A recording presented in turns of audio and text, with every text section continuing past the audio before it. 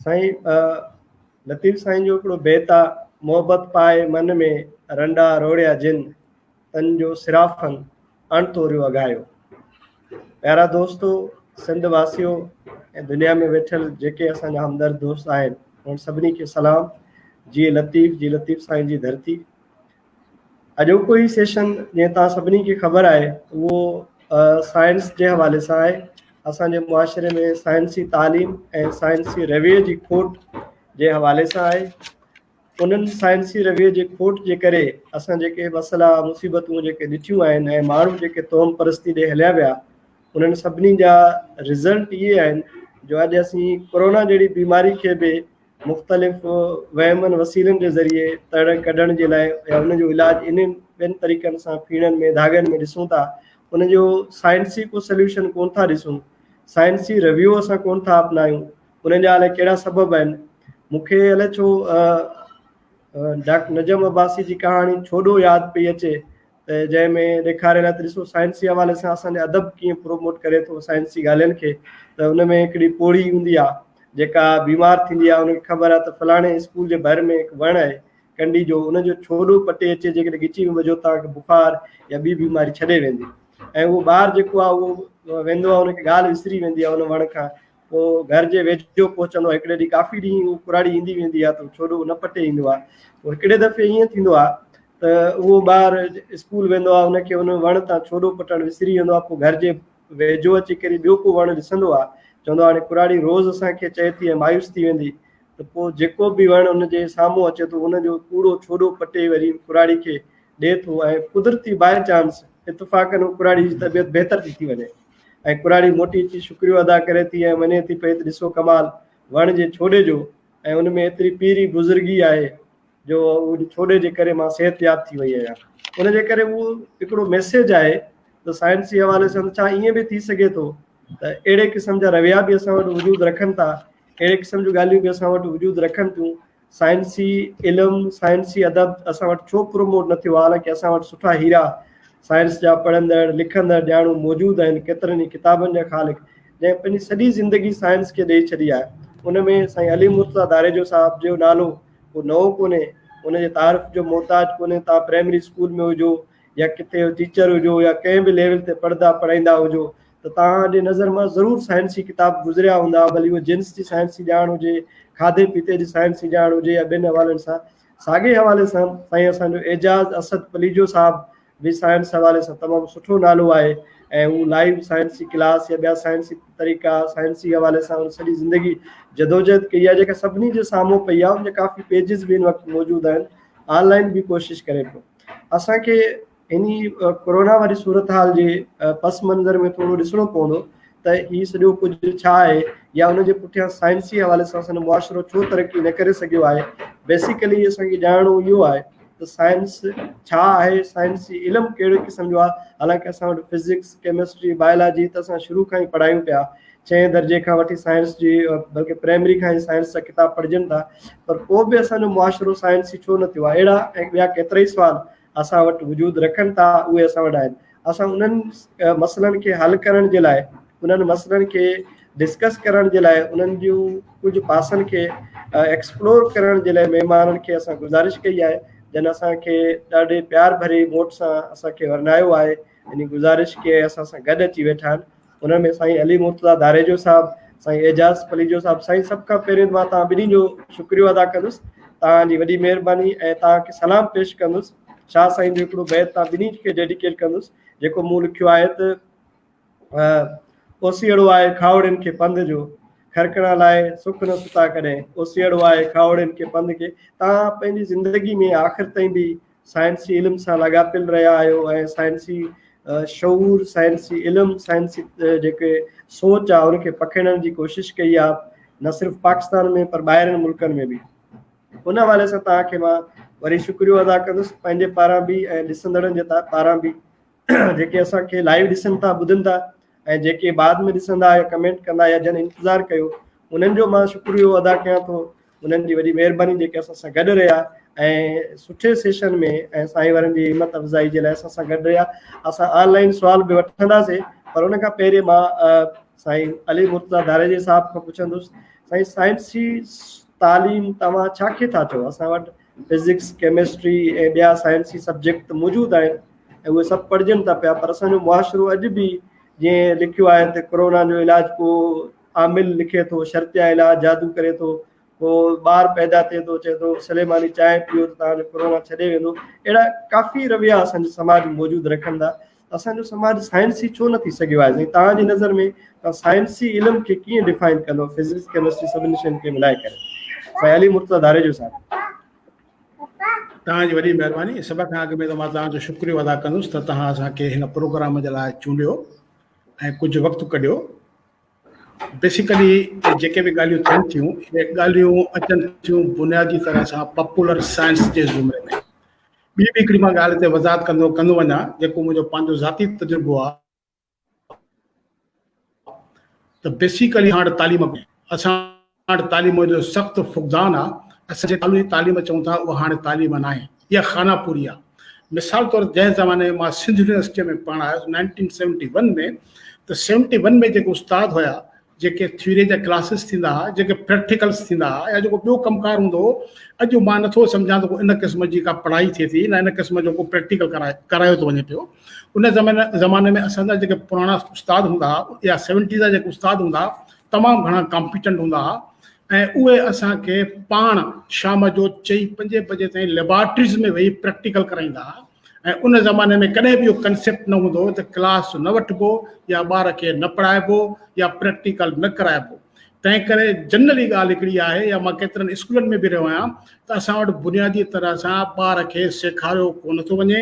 हिते हिकिड़ो तोते वांगुरु हर शयूं रटायूं थी वञनि त हे शयूं तव्हां रटियो, हीअं कयो। मिसाल तौरु 1 ॾूं 2 2 ॿिॾूं 4 टे ॾूं 6 4 8 5 ॾूं 10, त ॿार में उहो कंसेप्ट डेवलप नथो थिए। पर जेकर तव्हां दुनिया जे ॿियनि स्कूलनि में वञो, ॿियनि यूनिवर्सिटीज़ में वञो, ॿियनि एजुकेशन इंस्टीट्यूशन्स में वञो, त उते प्रैक्टिकली तरह सां ॿार खे सेखारियो थो वञे।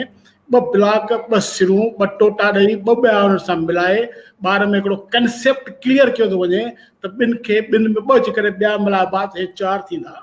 उनजो ॿियो तव्हांखे मां नंढिड़ो हिकिड़ो मिसाल ॾियां त तक़रीबन सिंध जे सभिनी वॾनि स्कूलनि में, सभिनी कॉलेजिस में, लेबॉरेटरीज़ में सॼो मवादु मौजूदु आहे, सामान मौजूदु आहे, पर कॾहिं बि ॿारनि खे प्रैक्टिकल नथो करायो वञे। ऐं मूंखे यकीन आहे त 90% सुठा उस्ताद बि आहिनि, ईअं न आहे त की सभु उस्ताद ख़राबु आहिनि, सुठा उस्ताद बि आहिनि, पर ॿारनि खे कॾहिं माइक्रोस्कोप न ॾेखारी वई आहे। मां लाड़काणे में हिकिड़े कॉलेज में जॾहिं ॿारनि खे माइक्रोस्कोप ॾिनी त तव्हां पाण हलायो, मां उन्हनि खे सेखारी, ऐं जॾहिं ॿार पाण माइक्रोस्कोप हलाइणु शुरू कई त ॿार एॾो ख़ुशि थिया जो मां उन जो इज़हार करे नथो सघां पियो। ऐं ॿारनि में हिकिड़ो कॉन्फिडेंस पैदा थियो। त साइंस जो मक़सदु इहो आहे त जेसिताईं तव्हां ॿारनि में कॉन्फिडेंस पैदा न कंदो, ॿार पाण न ॾिसंदा त कहिड़ी शइ ग़लति आहे, कहिड़ी शइ दुरुस्त आहे, तेसिताईं ॿारनि जे शऊर में, सम्झ में, इदराक में डेवलपमेंट कोन थींदी। ऐं असां वटि इहे ॻाल्हियूं कोन थियूं थियनि पियूं। बेसिकली साइंस सब्जेक्ट्स में प्रैक्टिकल कराइण जो मक़सदु इहो हूंदो आहे त तव्हां ॿारनि में शऊर ऐं इदराक पैदा कयो, डायसेक्शन करायो, स्लाइड ठारायो। हे जेको मिसाल तौरु कोरोना जो अॼुकल्ह जेको चक्कर हले थो पियो, उन में मां हिन नंढो तव्हांखे हिकिड़ो मिसाल ॾियां त ज़ूलॉजीअ में हिकिड़ो सब्जेक्ट आहे इकोनॉमिक ज़ूलॉजी। उन में वरी हिकिड़ो वॾो टॉपिक आहे ज़ूनोसिस ते या ज़ूनोटिक्स ते। उनजो मक़सदु आहे त इहे हैवानी बीमारियूं कीअं थियूं पखिड़िजनि, कीअं थियूं फैलिजनि। मां सम्झां थो त जेकॾहिं ज़ूलॉजीअ जो उस्ताद या ज़ूलॉजीअ जो शागिर्दु जेकॾहिं ज़ूनोसिस खे ध्यान सां पढ़े ऐं पढ़ाए त असां घणी हद ताईं इन्हनि बीमारियुनि खां बची सघूं था। पर अॼु बि जेको मां ॾिसां थो त हिन मुल्क में कोरोना ते ॻाल्हाइण वारा घणे मङे सियासतदान आहिनि, पर मेडिकल जो को मूंखे माण्हू नज़र नथो अचे। जॾहिं त इहा फील्ड आहे मेडिकल जी, इन्हनि में साइंसदाननि जी खे विच में टंग अटकाइणो न खपे। मिसाल तौरु 1831 में 32 में डार्विन जॾहिं जहाज़ ते चढ़ी आइलैंड्स ते वियो, ॿेटनि ते वियो, पखी ऐं ॿियूं शयूं खणणु वियो, त स्पेन जे जॾहिं हदुनि में पहुतो, 1831 जी ॻाल्हि थो कयां, त उन ज़माने में स्पेन जी हुकूमत जहाज़ खे पंहिंजे हदुनि में दाख़िल थियणो न ॾिनो। इन करे दाख़िल थियणो न ॾिनऊं त इंग्लैंड में वबा आहे ऐं तव्हांजे ख़लासनि में थी सघे थो त वबा मौजूदु हुजे, तंहिं करे 15 ॾींहं तव्हां क्वारंटाइन में रहो। इहा उन ज़माने जी ॻाल्हि आहे, 1831 जी ॻाल्हि आहे। त इन खां वधीक न साइंस छा करे। पर जेकॾहिं असांजा माण्हू असांजा कामोरा, असांजा हुकुमरान साइंस पढ़ंदा ई कोन, साइंस ॾिसंदा ई कोन। जिन माण्हुनि जो जेको कमु आहे उहो कमु उन्हनि माण्हुनि खे करणु ॾियो, बाक़ी ईअं कमु कोन हलंदो। तंहिं करे साइंस जो हिकिड़ो मक़सदु इहो आहे त साइंस माण्हुनि में शऊर पैदा थी करे, माण्हुनि में सम्झ पैदा थी करे, माण्हुनि में इदराक पैदा थी करे। छो त बेसिकली साइंस हिकिड़ो मुनज़िम इल्मु आहे ऐं इल्मु मुनज़िम ज़िंदगी गुज़ारणु सेखारे थो। ऐं असां वटि हिते जेके बि मसइला आहिनि, सियासी, समाजी, मुआशी, इक़्तिसादी, इल्मी वग़ैरह वग़ैरह, उहे तेसिताणी बहितर थी न सघंदा जेसिताणी असां साइंस खे न पढ़ंदासीं ऐं साइंस खे न सम्झंदासीं ऐं साइंस खे न हंडाईंदासीं, तेसिताणी असां धिका ऐं थाबा खाईंदा रहंदासीं। अॼु जापानियुनि जी हालति इहा आहे त जापानी समुंड जे तरे मां मादनियात पिया ॻोल्हे कढनि। अॼु जापानियुनि जी हालति इहा आहे त एस्टीरॉइड्स जेके शुआब साक़िब किरनि था उन्हनि मां मैदनियात था कढनि। ऐं असांजी हालति इहा आहे त असां पुछड़ तारे खे किरंदे ॾिसी दुआ घुरंदा आहियूं ऐं चवंदा आहियूं दादा शैतान खे मलाइक ढिकाए पिया आहिनि, तंहिं करे शैतान भॼी वियो आहे। तंहिं करे एप्रोच में वॾो फ़र्क़ु आहे। तेसिताणी इहा एप्रोच साइंटिफिक एप्रोच न ईंदी, साइंस जा किताब कोन्हनि, जेसिताणी साइंस जा आम किताब न ईंदा। छो त पैरेलल रीडिंग जेका आहे, सप्लीमेंट्री रीडिंग जेका साइंस जी आहे, दुनिया में बेतहाशा किताब मौजूदु आहे ऐं बेतहाशा किताब प्रोड्यूस थो थिए साइंस जो। मां जनरल लिटरेचर जी ॻाल्हि कोन थो कयां, पर जेकॾहिं असां वटि किताब हूंदा ई कोन, ट्रांसलेट ई कोन थींदा, माण्हू लिखंदा ई कोन, आम माण्हुनि ते न पहुचंदा, त उन में आम माण्हू जो ॾोह बि कोन्हे, आम माण्हू वीचारो काॾे वेंदो। असां वटि ब्यूरोस कोन्हनि, ब्यूरो ऑफ ट्रांसलेशन्स कोन्हनि। दुनिया जे हर यूनिवर्सिटी में तव्हांखे ब्यूरो ऑफ ट्रांसलेशन मिलंदो। पाड़े जे मुल्क में ॾिसो, ईरान में ॾिसो, इंडिया में ॾिसो, ईरान में तक़रीबन हर यूनिवर्सिटी में ब्यूरो ऑफ ट्रांसलेशन आहे। ऐं उन्हनि जो कमु इहो आहे त जेके दुनिया में जदीद जेका लेटेस्ट रिसर्च थिए थी उनखे सिंपली आम ॿोलीअ में आम माण्हुनि ताईं पहुचायो त माण्हुनि में शऊर ऐं इदराक पैदा थिए। साईं वरी महिरबानी, तव्हां ॾाढी सुठियूं ॻाल्हियूं ॿुधायो। तव्हां ते वरी असां अचूं था। मूं लास्ट टाइम स्मोकर्स कार्नर जे हवाले सां पाकिस्तान में जेका साइंस जी एजुकेशन हुई उहा जेका स्टार्टिंग में हुई अयूब दौर खां पोइ अची उहा रुकिजी वई उहा, ऐं उन खां पोइ वरी जेका सूरत हाल उन ते आस्ते आस्ते पाणी ईंदासीं। मां साॻियो सुवालु वरी साईं एजाज़ साहिब खां कंदुसि। साईं एजाज़ साहिब, तव्हां साइंस जे हवाले सां, साइंसी तालीम जी खोट जे हवाले सां कहिड़ो मौक़िफ़ पेश कंदो, जेको साईं अली मुर्तज़ा साहिबु सुठे नमूने बयानु करे वियो आहे, पर तव्हांजे पंहिंजे नुक़्ते नज़र में त असांजे समाज में साइंसी तालीम जी खोट या साइंसी सोच ऐं रवियनि जी खोट जा कहिड़ा सबब आहिनि तव्हांजी नज़र में? साइंसी तालीम छा आहे, छा खे चइजे थो? एजाज़ साहिबु, वॾी महिरबानी। जो असांखे ख़ुशी थिया त असांजा दोस्त जेके आहिनि हाणे उन्हनि मौज़ुनि खे ॾिसी रहिया आहिनि जेके असां हर दौर में नज़रअंदाज़ कयो। जीअं तव्हां साइंस जे मौज़ू खे अहमियत ॾिनी त असांजा नौजवान दोस्त घणो करे शाइरी या अदब ॿी ॻाल्हियुनि में मसरूफ़ हूंदा आहिनि। ऐं मूंखे ॾाढी ख़ुशी थी जो असां डिजिटल टेक्नोलॉजी खे पंहिंजी ॿोली लाइ इस्तेमालु करे रहिया आहियूं, प्लस असां उन्हनि मसइलनि खे बि ॾिसी रहिया आहियूं जिन खे असां घणे वक़्त खां नज़रअंदाज़ कयो। साईं दानिश साहिबु मुंहिंजो उस्तादु आहे। साईं जे अॻियां ॻाल्हाइणु माना सिज खे ॾियो ॾेखारण जे बराबरि आहे, पर वरी बि आउं साईं जी इजाज़त सां ॻाल्हायां थो। माना साइंसी तइलीम जेकी आहे सा बेसिकली उनजो पाड़ो आम तइलीम मां निकिरंदो। ऐं जेकर तव्हां साइंसी तइलीम जी ॻाल्हि था करियो त जेसिताईं, छो त उनजी पाड़ो त आम तइलीम आहे, असां वटि हशर इहो आहे जो असां वटि आम तइलीम जेको आहे उनजो हशर कहिड़ो आहे, उनजा तॾावेड़ थी चुकी आहे। त उन माहौल में जिते तइलीम ई न हुजे उते साइंसी तइलीम त ज़ाहिर आहे अॻिते उसरी कोन थी सघंदी, तसवर ई नथो करे सघिजे। पर जेका बि अंधी मंडी रवायती तइलीम असांखे जेका रियासत असांखे ॾिए पई त उन में जे हथरादो ॼाणी वाणी साइंसी तइलीम खे नज़रअंदाज़ कयो वियो आहे। साइंसी तइलीम खे नज़रअंदाज़ छो कयो आहे त साइंस जेका आहे सुधो सो पंहिंजे ओसे पासे जी मुशाहिदे करण में मदद ॾिए थी। जॾहिं तव्हां पंहिंजे ओसे पासे सराउंडिंग जो मुशाहिदो करियो था त कहिड़ियूं चीज़ूं तव्हांजे कम जूं आहिनि, कहिड़ियूं चीज़ूं तव्हां लाइ बेकार आहिनि, तव्हां उहो सोचणु शुरू करियो था। जॾहिं तव्हांजो ज़हन तव्हांजो फ़ाइदो ऐं नुक़सानु सोचणु लॻे थो त उन वक़्तु उहे क़ुवतूं जेके चाहिनि थियूं त माण्हू जो ज़हन सिर्फ़ु उन तरफ़ सोचे जेके उहो सोचाइनि था, त पोइ लुॾी वञनि था, डिॼी वञनि था। तंहिंजे करे इहे साईं जी दानिश साहिब जेके ॻाल्हि कई त तइलीम लाइ टिकसाट सॼो ऐं फॉर्मेलिटी आहे हिकिड़ी, त वाक़ई जेका आम तइलीम असांखे ॾिनी वञे पई उहा बेसिकली फॉर्मेलिटी आहे, खानापुरी आहे। न त जॾहिं त जेसिताईं आम तइलीम न आहे तेसिताईं साइंसी तइलीम जो तसर नथो करे सघिजे। पर पोइ बि असीं ॻाल्हि करियूं, तव्हां ॾिसो प्राइमरी में जा असांजा काफ़ी दोस्त आहिनि, उस्ताद आहिनि, जॾहिं हुन सां आउं मिलंदो आहियां त उहो चवंदो त असां वटि प्राइमरी में साइंस पढ़ण जो तसवर ई कोन्हे। वधि में खानापुरी तरह जेको आहे सो 2 कापियूं फेयर कराए सघनि थियूं। वेंदे हाई स्कूल ताईं आउं तव्हांखे ॿुधायां थो त साइंस जी तइलीम जो तसवर कोन्हे, सिर्फ़ु साइंस जेका आहे उहा कापी फेयर कराइण ताईं महदूद। इवन उस्ताद जेके आहिनि उन पंहिंजी सब्जेक्ट में उनखे का महारत कोन्हे। तव्हां प्राइमरी में की था साइंस जी तसवर करे सघो जेको हिकिड़ो उस्ताद, हिकिड़ो क्लासरूम, ऐं उहो उस्ताद इस्लामियात बि पढ़ाए, उहो उस्ताद अरबी बि पढ़ाए, उहो उस्ताद अंग्रेज़ी, हाणे अंग्रेज़ी पढ़ाए थो, सिंधी पढ़ाए या ॿी ॿोली पढ़ाए या मैथ पढ़ाए, पॉसिबल ई कोन्हे। त तव्हां सम्झी छॾियो त असां वटि साइंस जी तइलीम जो बुनियाद ई कोन्हे। वरी ॻाल्हि त जेको ज़ाहिर आहे ॿियो जेको थोरो घणो तबिको निकिरे थो त उते तव्हां कापी जहिड़ी कातल चीज़ असां ज़हर असां घोले छॾियो। कापी हुअण जे करे शागिर्द खे पढ़ण जी ज़रूरत ई महसूसु नथी थिए। जॾहिं शागिर्द खे पढ़ण जी ज़रूरत महसूसु नथी थिए त तव्हांजी अदब जेको छपिजे थो उनजी डिमांड न ईंदी। तव्हां सो हिकु किताब को असांजो राइटर छपे थो, उनजी वधि में वधि 1000 कापियूं उहो 2 साल में मुश्किल थो कटे, छो डिमांड न आहे। अदब, लिटरेचर या साइंसी इल्मु तॾहिं उसंदो जॾहिं उनजी मार्केट ईंदी, जॾहिं उनजी डिमांड थींदी।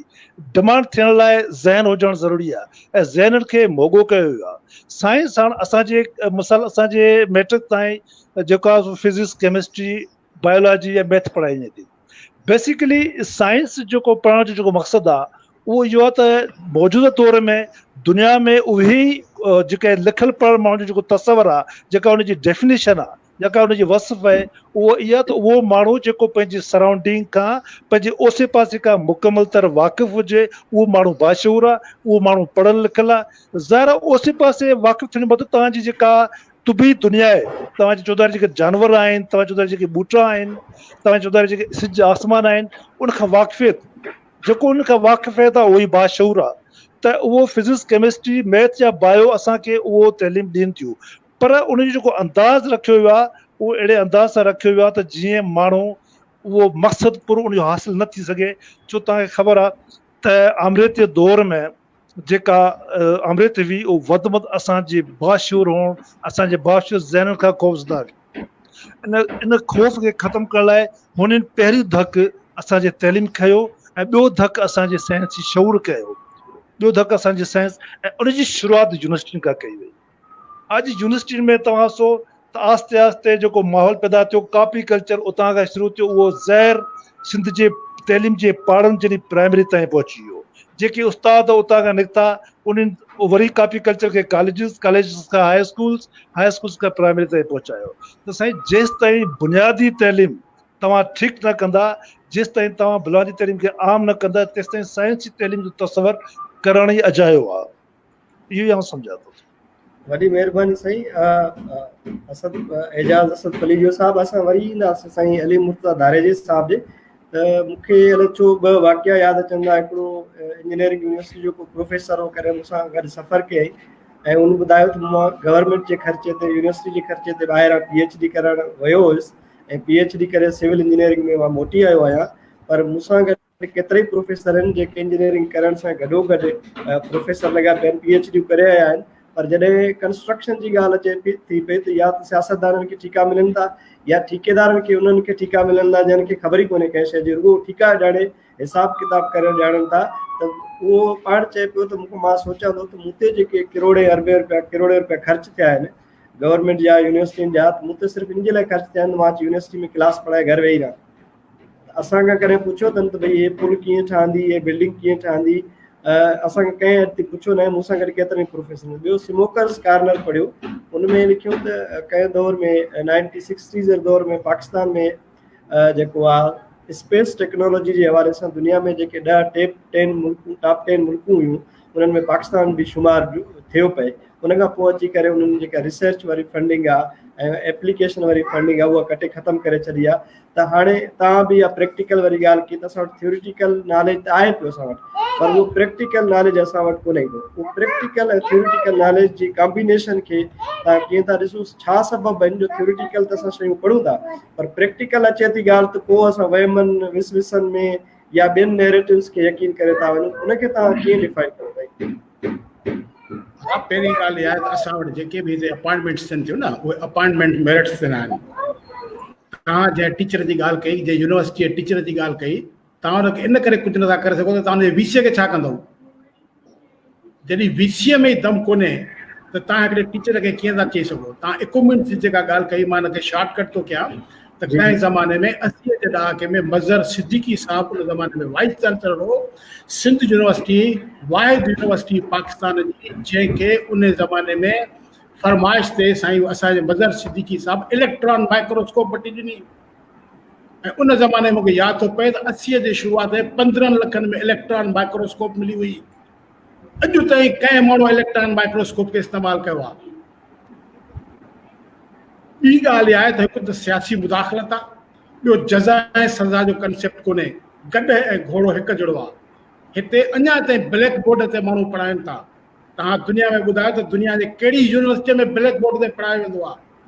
ॿी असुली ॻाल्हि, घणियूं ॻाल्हियूं केतिरियूं ॻाल्हियूं कजनि, तव्हां मल्टीमीडिया ते साइंस जो कहिड़ो सब्जेक्ट तव्हां ब्लैक बोर्ड ते पढ़ाईंदो? तव्हां सेल पढ़ाईंदो, एनवायरमेंट पढ़ाईंदो, एटमॉस्फेयर पढ़ाईंदो, छा पढ़ाईंदो? फिजिक्स पढ़ाईंदो, केमिस्ट्री पढ़ाईंदो? तंहिं करे अॼुकल्ह जी जेका मिनिमम रिक्वायरमेंट आहे उहा मल्टीमीडिया आहे। ऐं मल्टीमीडिया में तव्हांखे उन जे लाइ महिनत करणी थी पए। तव्हांखे इहे शयूं ॾिसणियूं थियूं पवनि, कोरियूं थियूं पवनि, लेक्चर खे तयारु करिणो थो पए, पर अञा ताईं ब्लैक बोर्ड थो हले। तंहिं करे घणियूं ॻाल्हियूं, करप्शन वॾे में वॾी आहे, करप्शन आहे ऐं जज़ा सज़ा जो कंसेप्ट कोन्हे को बि माण्हू कंहिंखां पुछा करण लाइ तयारु कोन्हे। ऐं फ्रेंकली स्पीकिंग त जेसि ताईं यूनिवर्सिटी जो तालुक़ु आहे त मां तव्हांखे हिकिड़ी ॿी ॻाल्हि ॿुधाए छॾियां त यूनिवर्सिटी जे तबाह थियण जो वॾे में वॾो सबबु जिते जज़ा सज़ा जो कंसेप्ट कोन्हे, अकाउंटेबिलिटी कोन्हे, उते सेमेस्टर सिस्टम बि आहे। असां मां 1973 में MSc कई ऐं असांजे ज़माने में MSc में एनुअल सिस्टम हूंदो हो। एनुअल सिस्टम में के उस्ताद पिशावर खां ईंदा हुआ, के उस्ताद लाहौर खां पंजाब खां ईंदा हुआ ऐं के उस्ताद कराची खां ईंदा हुआ। हाणे असां पाण में आहियूं, जहान खान जेको फ़ैसिलो करे, फ़ैसिलो ॾिसे बि उहो फ़ैसिलो उहो करे। तंहिं करे अकाउंटेबिलिटी कोन्हे। जेसि ताईं अकाउंटेबिलिटी न थींदी तेसि ताईं असां तव्हां न पढ़ाए सघंदो, न कंहिंखे तव्हां चई सघंदो। सो घणा हिते झोल आहिनि, केतिरा झोल आहिनि जेके असां महसूसु कया आहिनि। उहो जेसि ताईं झोल पॉलिटिकल इंटरफेरेंस ख़तमु न थींदो, जज़ा सज़ा जो कंसेप्ट न हूंदो, मॉडर्न टेक्नोलॉजी न हूंदी, कॉम्पिटेंट माण्हू न हूंदा, तेसि ताईं असां सुठा माण्हू, सुठा ॿार, सुठा साइंसदान, सुठा एक्सपर्ट हर फील्ड में पैदा करे न सघंदासीं। भला जंहिं माण्हू खे माइक्रोस्कोप हलाइणी न ईंदी उहो बायोलॉजिकल साइंसिस में छा करे सघंदो? जी, वॾी महिरबानी साईं। हाणे हलूं था ऑडियंस जे सवालनि जे तरफ़। ॾाढा सुठा सवाल आया आहिनि ऐं काफ़ी दोस्त सवे तादाद में असांखे ॾिसनि पिया ऐं ॿुधनि पिया। उन्हनि जे सवालनि जी तरफ़ हलूं था। हिकिड़ो ख़ालिद महमूद साहब आहिनि, सुवाल पुछियो आहे, छा केमिस्ट्री जहिड़े सब्जेक्ट शलवार पाइण ते करे ऐं लेक्चर दुरूद सां शुरू करे पढ़ाए सघिजे थी? जी जी, केमिस्ट्री सब्जेक्ट शलवार पाइण ते करे या दुरूद पढ़ी करे लेक्चर शुरू करे सघिजे थी साइंस जे हवाले सां? कंहिं ज़माने में हिकिड़ो कानून हूंदो, उसूल हूंदो त लेबोरेटरी में जॾहिं बि कमु कबो त एप्रान पाइबो हो। हाणे उहो कंसेप्ट ई कोन्हे को। असां पढ़िया आहियूं, असां कॉलेजनि में पढ़िया आहियूं, स्कूलनि में पढ़िया आहियूं, पर कॉलेजनि में कंसेप्ट ई हूंदो त तव्हां जॾहिं बि कंहिं लेबोरेटरीअ में कमु कयो त तव्हां एप्रान पायो। एप्रान पाइण जो मक़सदु इहो हूंदो तव्हां पंहिंजो पाण खे, पंहिंजे पोशाक खे, पाण खे, बॉडीअ खे, जिस्म खे केमिकल्स खां, ॿियनि शयुनि खां प्रोटेक्ट कयो, महफ़ूज़ कयो। पर जिते ॿियूं शयूं नथियूं थियनि उते एप्रान जो कंसेप्ट बि कोन्हे, अजीब कंसेप्ट थो लॻे पियो। बिल्कुलु, वॾी महिरबानी साईं। एजाज़ साहब, तव्हां खां ई सवाल पुछंदा, असांजे साइंसी निसाब खे कीअं था ॾिसो? नकाश बलोच दोस्त ने पुछियो आहे। एजाज़ साहब, तव्हां छा चवंदा हिन जे लाइ?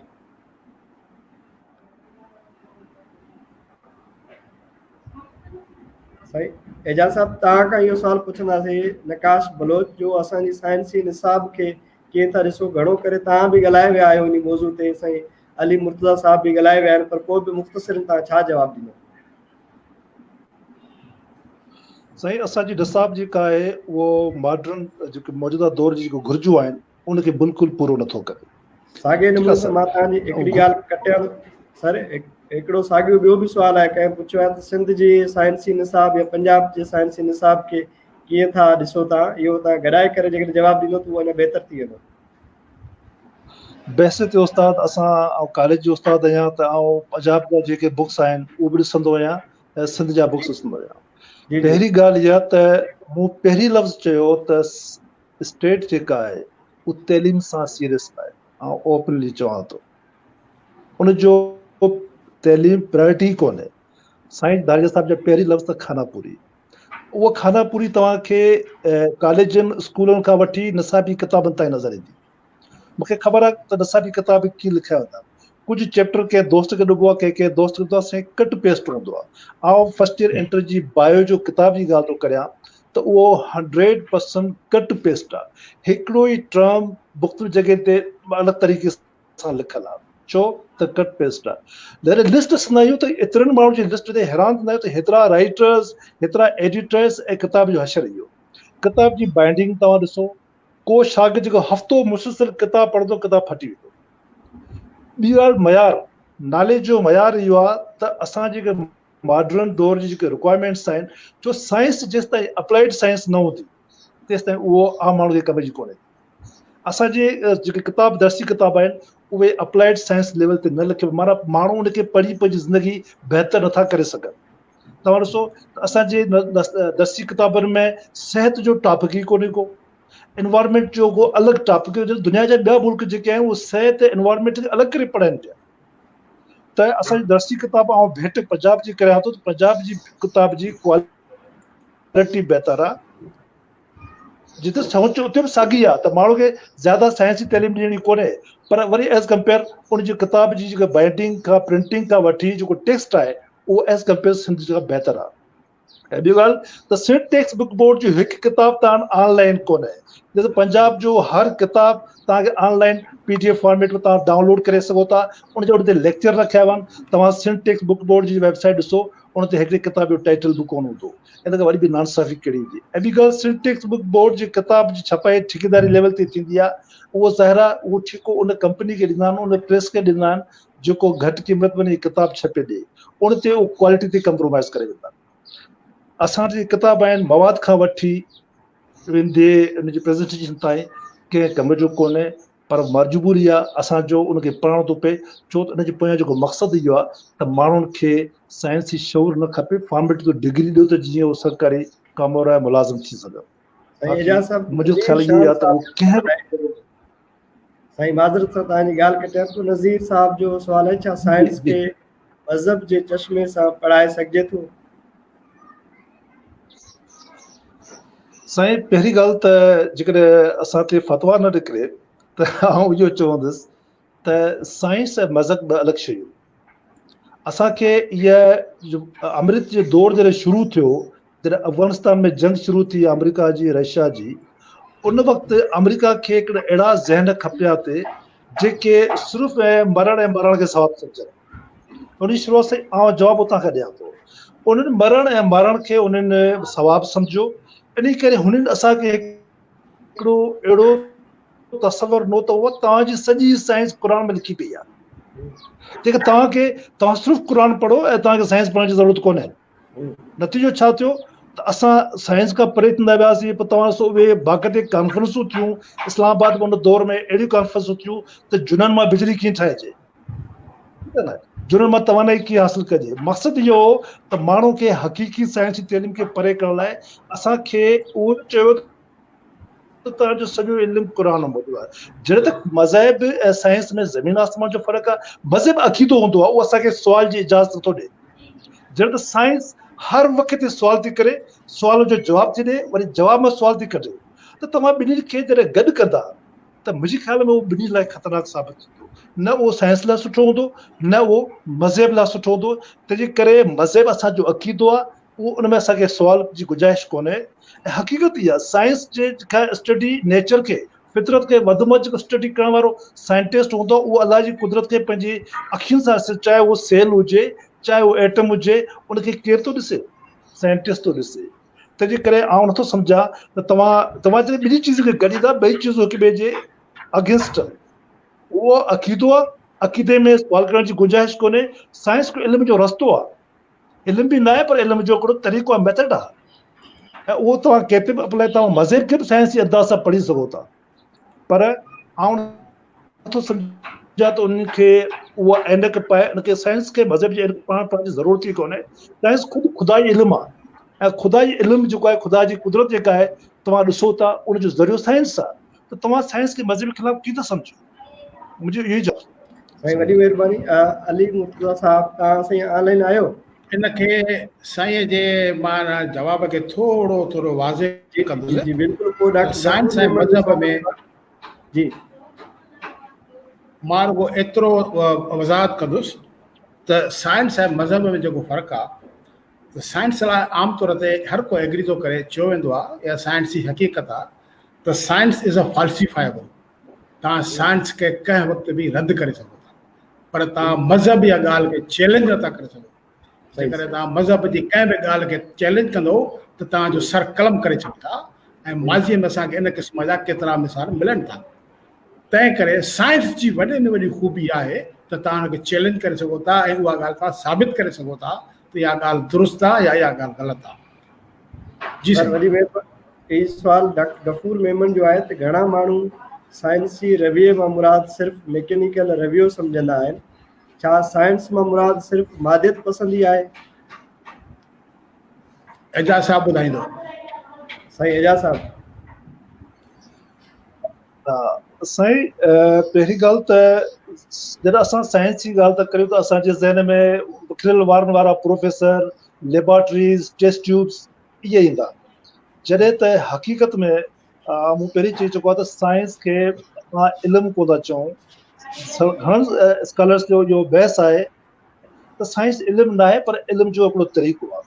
उहो तरीक़ो जेको मेथड, जेके असां साइंटिफिक मैथडोलॉजी चऊं था, मेथड चऊं था, जेको इल्मु इन दायरे में ईंदो, इन मेथड खे फॉलो कंदो, उहो साइंस ई बणिजी वेंदो।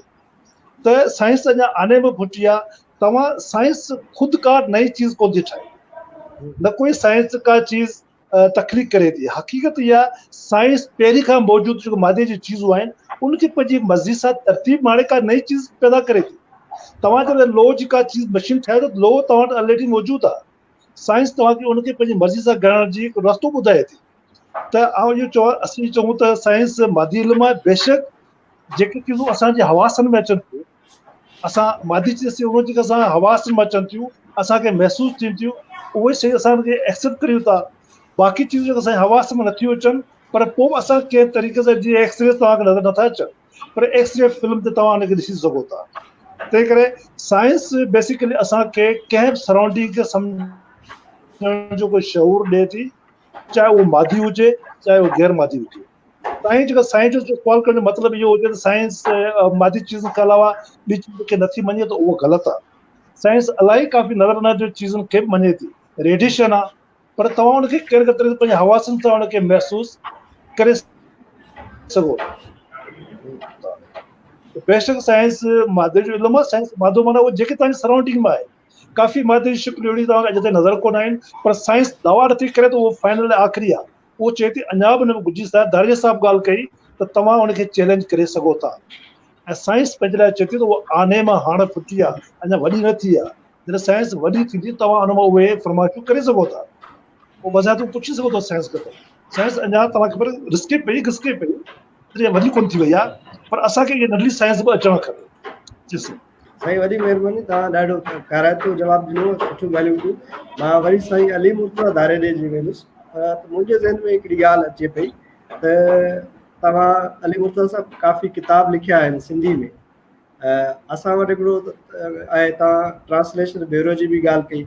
असां वटि हिकिड़ो आम कॉन्सेप्ट इहो हूंदो आहे त साइंस जी टर्मिनोलॉजी खे या साइंस खे तव्हां ॿी ॿोली में तर्जुमो नथा करे सघो, या कुझु असांजे उस्तादनि जो ख़्यालु आहे त तव्हां फिज़िक्स केमिस्ट्री खे सिंधी में नथा पढ़ाए सघो, जो टर्मिनोलॉजी ॾुखी आहे, उहो ट्रांसलेशन ॾुखी आहे, उहो तव्हां सिंधी में आणणु पॉसिबल कोन्हे। उनजे करे उहे लफ़्ज़ अंग्रेज़ी वारा इस्तेमालु कयो था। पिया तव्हां खोड़ सारा किताब लिखिया आहिनि साइंस ते, त तव्हांजे नज़र में तव्हांखे छा महसूसु थिए थो? साइंस ट्रांसलेशन करे सघे थी, तर्जुमो करण जहिड़ो इल्मु आहे, करे सघो था, ऐं उनखे आम करे सघे थी? उन वारे सां तव्हां पंहिंजे किताबनि जो तर्जुमो ऐं अंग्रेज़ी खां सिंधी में लिखण वारो तजुर्बो ॿुधायो कुझु, ऐं थोरो वज़ाहत कयो त साइंस खे असां पंहिंजी ॿोली में बि तर्जुमो करे छपाए सघूं था, किताब हाणे सघूं था। तव्हां काफ़ी अहिड़ो कमु कयो बि आहे साईं अली मुर्तज़ा साहब। इन जो जवाबु साईं हा बि आहे न बि आहे। मिसाल तौरु त जेसिताणी साइंस पंहिंजे शइ खे न पहुती, हिन औज खे न पहुती, तेसिताणी साइंस जी जेका बि टर्मिनोलॉजी आहे, थोरो पोइ ते जेकॾहिं वञूं, तव्हां जेकॾहिं साइकिल जो मिसाल वठो त साइकिल जी सिंधी कहिड़ी आहे, पेडल जी सिंधी कहिड़ी आहे, चेन जी सिंधी कहिड़ी आहे, हब जी सिंधी कहिड़ी आहे, कंप्यूटर में जेका बि टर्मिनोलॉजी इस्तेमालु थिए थी, जेके बि टर्म्स, भले सभिनी खे छॾियो, साइंस जी सिंधी कहिड़ी आहे? पर जेकॾहिं असांखे एॾो ई शौक़ु आहे त असां हिन टर्मिनोलॉजी खे सिंधीअ में कयूं, ताकी में त साइंस जी सिंधी कयूं न। तंहिं करे जेसिताईं माण्हू साइंस खे सम्झंदा रहिया, पढ़ंदा रहिया, जेतिरी हुननि जे मयार मुताबिक़ हुननि ट्रांसलेशन कई उहे कंदा रहिया, बाक़ी ॿियनि जी सां नथा करे सघूं। त असां कंप्यूटर जी छा कंदासीं, क्वांटम जी छा कंदासीं? मॉडर्न जदीद दौर जेकॾहिं असां सिर्फ़ु ट्रांसलेशन जे कम खे, टर्म्स जे ट्रांसलेशन जे कम खे लॻा रहंदासीं त असां सॼी उमिरि रुगो ट्रांसलेशन टर्म्स जी कंदा रहंदासीं, पर करे कुझु बि न सघंदासीं। ऐं हर हिकु माण्हू जो छाकाणि त नज़रियो, सोच, माइंड सेट पंहिंजो आहे, इन करे असां कॾहिं बि मुतफ़िक़ थी न सघंदासीं। तंहिं करे क्वांटम आहे, साइंस आहे, दैट्स आहे। जेकॾहिं उर्दूअ वारा इस्तेमालु था कनि, मिसाल तौरु ही फासिल सलाह इस्तेमालु कंदा आहिनि, रकास, मुतहजरात। मुंहिंजे ख़्याल में असांजे लाइ फासिल वधीक सवलो आहे, पर जेकॾहिं को असांखे मुतहजरात चए त इहे लॻंदो अहिड़ो मथो छिप किरी पई। असां केतिरो उर्दूअ में साइंस जो लिटरेचर इन करे पढ़ी न सघंदा आहियूं त उन में पर्शियन न पर अरेबिक जी वॾी भरमार हूंदी आहे, पर इन जे बजाय इहो बहितर न आहे त असां सवा सिधा जेके साइंस जा टर्म्स आहिनि उहे असां एडॉप्ट कयूं ऐं माण्हुनि खे सम्झायूं। हूअं बि भला जेकॾहिं जर्मनीअ में, जापान में, स्पेन में, दुनिया जे कंहिं बि ॿिए मुल्क में जिते रिल ई कोन्हे, जिते अजरक कोन्हे, उनजी तव्हां ट्रांसलेशन कहिड़ी कंदव? तव्हां उते उनखे रिल ई ॿुधाईंदव, तव्हां अजरक ई ॿुधाईंदव। जेकॾहिं उन जहिड़ी का शइ आहे त ठीकु आहे, न त न ॿुधाए सघंदो। तंहिं करे साइंस जा टर्म यूनिवर्सल आहिनि। मां जापान में रहियो आहियां, मां ईस्ट यूरोप में रहियो आहियां, मां अमेरिका में रहियो आहियां।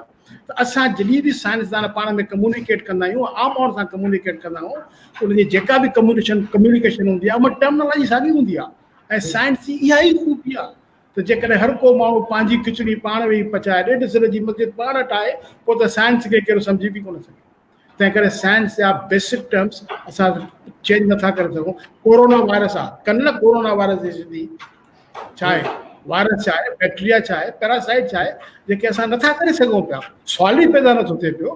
तंहिं करे इहो थींदो वक़्तु विञाइण जे बजाए सभ खां बहितर असांजे लाइ हिकिड़ी ॻाल्हि इहा आहे, सिंधी माण्हुनि जे लाइ, छो त सिंधी माण्हू साइंस लिटरेचर जे हवाले सां कंहिं बि दख़ल ते कोन्हे, कंहिं बि प्लेटफॉर्म ते कोन्हे, त सिंधी माण्हू सभु गॾिजी हंगामी बुनियादनि ते हिन क़ौम खे मथे आणण जे लाइ साइंस लिटरेचर तर्जुमा कयो। ओरिजिनल बि लिखण जी ज़रूरत कोन्हे। तव्हां कहिड़े बि सब्जेक्ट ते, कहिड़े बि टॉपिक ते, कहिड़े बि मौज़ूअ ते तव्हां गूगल खे चओ, गूगल तव्हांखे एतिरो मैटर ॾींदो जो माण्हू जो पेट ख़राब थो थी पए। 2.5 वनी ट्रायल इंफॉर्मेशन या हर डेली जेका अचे थी पई, जेका तक़रीबन 5 एफिल टावर्स जे लेंथ जेतिरी आहे, एतिरी असांखे इंफॉर्मेशन मिले थी। असां त ॾिसी बि कोन था सघूं। ऐं उन में बि 50% जेका इंफॉर्मेशन आहे उहा इंफॉर्मेशन हेल्थ ते आहे, एनवायरमेंट ते आहे। तंहिं करे सिंधी माण्हूअ जे लाइ बहितर इहो आहे, कुझु बि न करे, रुगो बहितरीन किताबनि जी, सुठनि साइंस जी टॉपिक्स जी सिंधीअ में जेकर ट्रांसलेशन बि करे त हिन खां वधीक बहितर मां सम्झां थो कमु नथा करे सघूं। बाक़ी जेकॾहिं टर्म्स जी ट्रांसलेशन वेही कंदासीं त सिज लही वेंदो। ज़ाहिरी ॻाल्हि आहे, तव्हां सां एग्री थींदी हिकिड़ी ॻाल्हि ॿुधंदासीं त ख़ुदि अंग्रेज़ी ॿोली बि उहे टर्म किथां एडॉप्ट करे थी, लैटिन मां, फ्रेंच मां, जर्मन मां, ॿियनि ॿोलियुनि मां खणी थी अचे, उन्हनि खे एडॉप्ट जी पोइ वरी उन्हनि खे अॻिते वधाए थी पई। उन ॻाल्हि में को बि शक कोन्हे त असांखे उहे टर्म एडॉप्ट करणु खपनि ऐं अॻिते वठणु खपे। तुफेल चांडे साहब जो सुवाल आहे, साईं, science is not a subject but an attitude towards knowledge. Knowledge जे हवाले सां हिकिड़ो रिव्यू आहे, साइंस हिकिड़ो सब्जेक्ट न वठणु खपे, उहो रिव्यू आहे, उन रिव्यू खे एडॉप्ट करणु खपे। उन रिव्यू जे हिसाब सां मां एजाज़ साहब खां हिकिड़ो सुवाल पुछंदुसि। असांजे अख़बारुनि में नहीं आमिलनि जूं, जादूगरनि जूं, बंगालियुनि जेके जादूगर उन्हनि जो इश्तिहार इलाही सारा हूंदा आहिनि, उन्हनि जे लाइ काफ़ी स्पेस हूंदो आहे, पर असांजे अख़बारुनि में, रिसालनि में साइंसी मवाद, साइंसी सुफ़ो न हुजणु, साइंस जे हवाले सां बेसिक शयूं न हुजणु, या साइंसदाननि जी कंहिं बि अचीवमेंट खे प्रोमोट न करण जे पुठियां तव्हांखे छा नज़र अचे थो? तव्हां उन रवैये खे कीअं ॾिसंदव? त असां त रुॻो अदबी हवाले सां बि साइंस खे कोन था खणी अचूं, उन ते थोरी तव्हां रोशनी विझंदव त हिन सां गॾु साइंस हिकु सब्जेक्ट न बल्कि रिव्यू आहे, त उहो रिव्यू कीअं अडॉप्ट करणु खपे अख़बारुनि खां वठी असांजे जदीद किताबनि ते? एजाज़ साहब। साईं, नफ़सियाती पॉइंट ऑफ व्यू खां तव्हां रवैये जी डेफिनेशन कंदा बिहेवियर जो, तो असांजो रेस्पॉन्स जो हिकिड़ो अंदाज़ आहे, तव्हांजो इज़हार जो हिकिड़ो अंदाज़ आहे। ज़रा इज़हार करे न जॾहिं असांजी सोच हूंदी आहे, जो कुझु असांजे ज़हन में हूंदो आहे, ज़ाहिर आहे जेकर असांजी ज़हन जी जेका परवरिश आहे उहा उहे अंधनि अक़ीदनि जे बुनियाद ते हूंदी त ज़ाहिर आहे असांजा रवैया उहे ई हूंदा जेका असीं ॾिसूं पिया। असां उन मिसाल तौरु तव्हां छोॾे जी ॻाल्हि कई त छोॾे खे असां अक्सीर सम्झणु लॻंदा उहो असांजो रवैयो आहे। छो त उहे ई असांजी जेका इंफॉर्मेशन असांजी जेका तरबियत असांजी जेका थिए पई उहा तरबियत इहा त जंहिं शइ खे जहिड़ी हालत में जीअं आहे तीअं न उनखे कंहिं अलॻि नुक़्ते नज़र सां ॾिसो। जॾहिं साइंस जेका असांखे ॿुधाए थी जेका शइ जहिड़ी हालत में आहे सुठी आहे ख़राबु आहे असां उनखे उनजी अख सां ॾिसंदा आहियूं। नतीजो असांजे रवैया जेके आहिनि उनजे पोयां असांजी सोचूं आहिनि ऐं असांजी सोचूं मुकमल गैर साइंसी आहिनि। छो त असांजो समाज शुरू खां वठी गैर साइंस दुश्मन रहियो आहे। ख़ासि करे विरासत खां पोइ जेको असांजो समाज ठहियो उहो मुकमल तरह साइंस दुश्मन आहे ऐं साइंस दुश्मन अञा रहंदो अचे पियो ऐं इनखे बाक़ाइदे उन दुश्मनी खे प्रोमोट बि कयो वञे पियो। तव्हां सिंध यूनिवर्सिटी खे माफ़ु कजो, सिंध यूनिवर्सिटी खे तव्हां ॾिसो, सिंध यूनिवर्सिटी में केतिरा डिपार्टमेंट्स आहिनि, केतिरा उस्ताद आहिनि। तव्हां सोचो जेकॾहिं हर उस्ताद पंहिंजी पंहिंजी फील्ड में हिकु हिकु आर्टिकल हफ़्ते में महीने में हिकिड़ो दफ़ो टीवी अख़बार में कंहिं तरीक़े सां ॾींदो रहे पंहिंजी पंहिंजी फील्ड जो, त असां वटि त अंबार लॻी वञंदा। जॾहिं उहे अंबार लॻंदा त कंहिं न कंहिं माण्हू जे ज़हन खे उहो ज़रूरु लोड़ींदा। तंहिंखे साइंस जी रवाया जेके आहिनि उहे सोच सां जनम वठंदा आहिनि ऐं सोच असांजी साइंस दुश्मन आहे ऐं साइंस दुश्मन सोच मां साइंस जे हवाले सां वाहकारी रवैये जी उमेदु करणु मूंखे अजायो थो लॻे।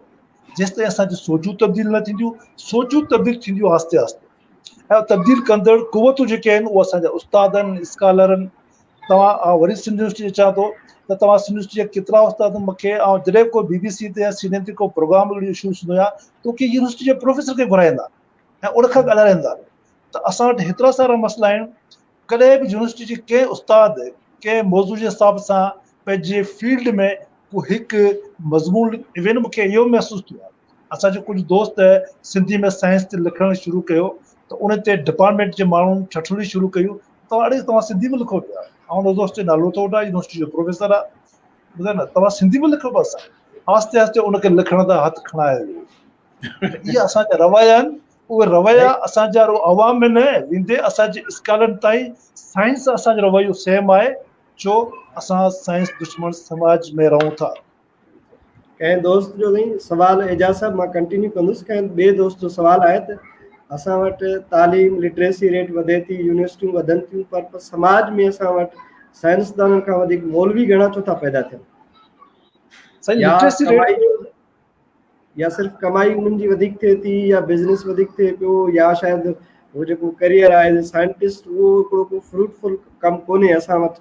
या जीअं असां अब्दुल सलाम अब्दुल कदीर वारनि सां जेको थियो आहे त शायदि उहा मञता कोन्हे साइंस जी। तव्हांजी नज़र में मौलवी जो वधीक पैदा थियणु असांजे समाज में ऐं मदरसनि जो या इन्हनि शयुनि जो बजाए साइंस जे हवाले सां उनजो छा सबबु तव्हांखे महसूसु थिए थो? मुआशी आहे, सियासी आहे या ॿियो कुझु आहे?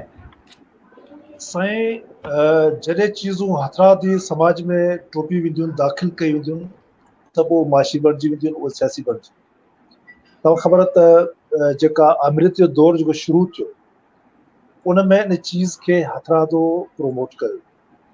तव्हां सो मूंखे यादि आहे त मूं पढ़ियो जॾहिं अफ़गान वार हली पे अमेरिका जी रशिया वारनि जे हवाले सां अफ़गानिस्तान में, उन वक़्तु जेके अफ़गानी ॿारनि लाइ जेके सिलेबस नसाबी किताब लिखिया हूंदा उन में जेके अलफ़ बे ईअं हूंदी त अलफ़ बे बम जे चाकू बे बंदूक ताईं उहो लिखियलु हूंदो। त लफ़्ज़ इहो आहे त मौलवी असां वटि घणा निकिरे पैदा थिया आहिनि जो उनखे हिकिड़ी कुवतूं बाक़ाइदे ख़ामोशी सां प्रोमोट कनि पियूं। सही प्रोमोट निकिरे बेहिसाब पैसो आहे। पैसो जॾहिं उहो ज़ाहिर कनि था त उहो हर जॻह ते किथे वञी आला क़िस्म जो वॾो मदरसो ठाहे वठनि था ऐं उते ॿारनि खे खाइण पीअण जी चीज़ूं मिलनि थियूं, कपिड़ा मिलनि था। त ज़ाहिर आहे उहे असांजी जेका ग़रीबी आहे उनजो फ़ाइदो वठी करे उन चीज़ खे प्रोमोट कनि था। उनजो मक़सदु सिर्फ़ु मज़हब जी ख़िदमत करणु न आहे, उनजो मक़सदु इहो आहे त कंहिं क़ौम खे ऊंधाई खूब रखिजे त जीअं उनजे वसीलनि ते आराम सां कंट्रोल करे सघे, उनखे पंहिंजे ज़ाब्ते माणे सघे।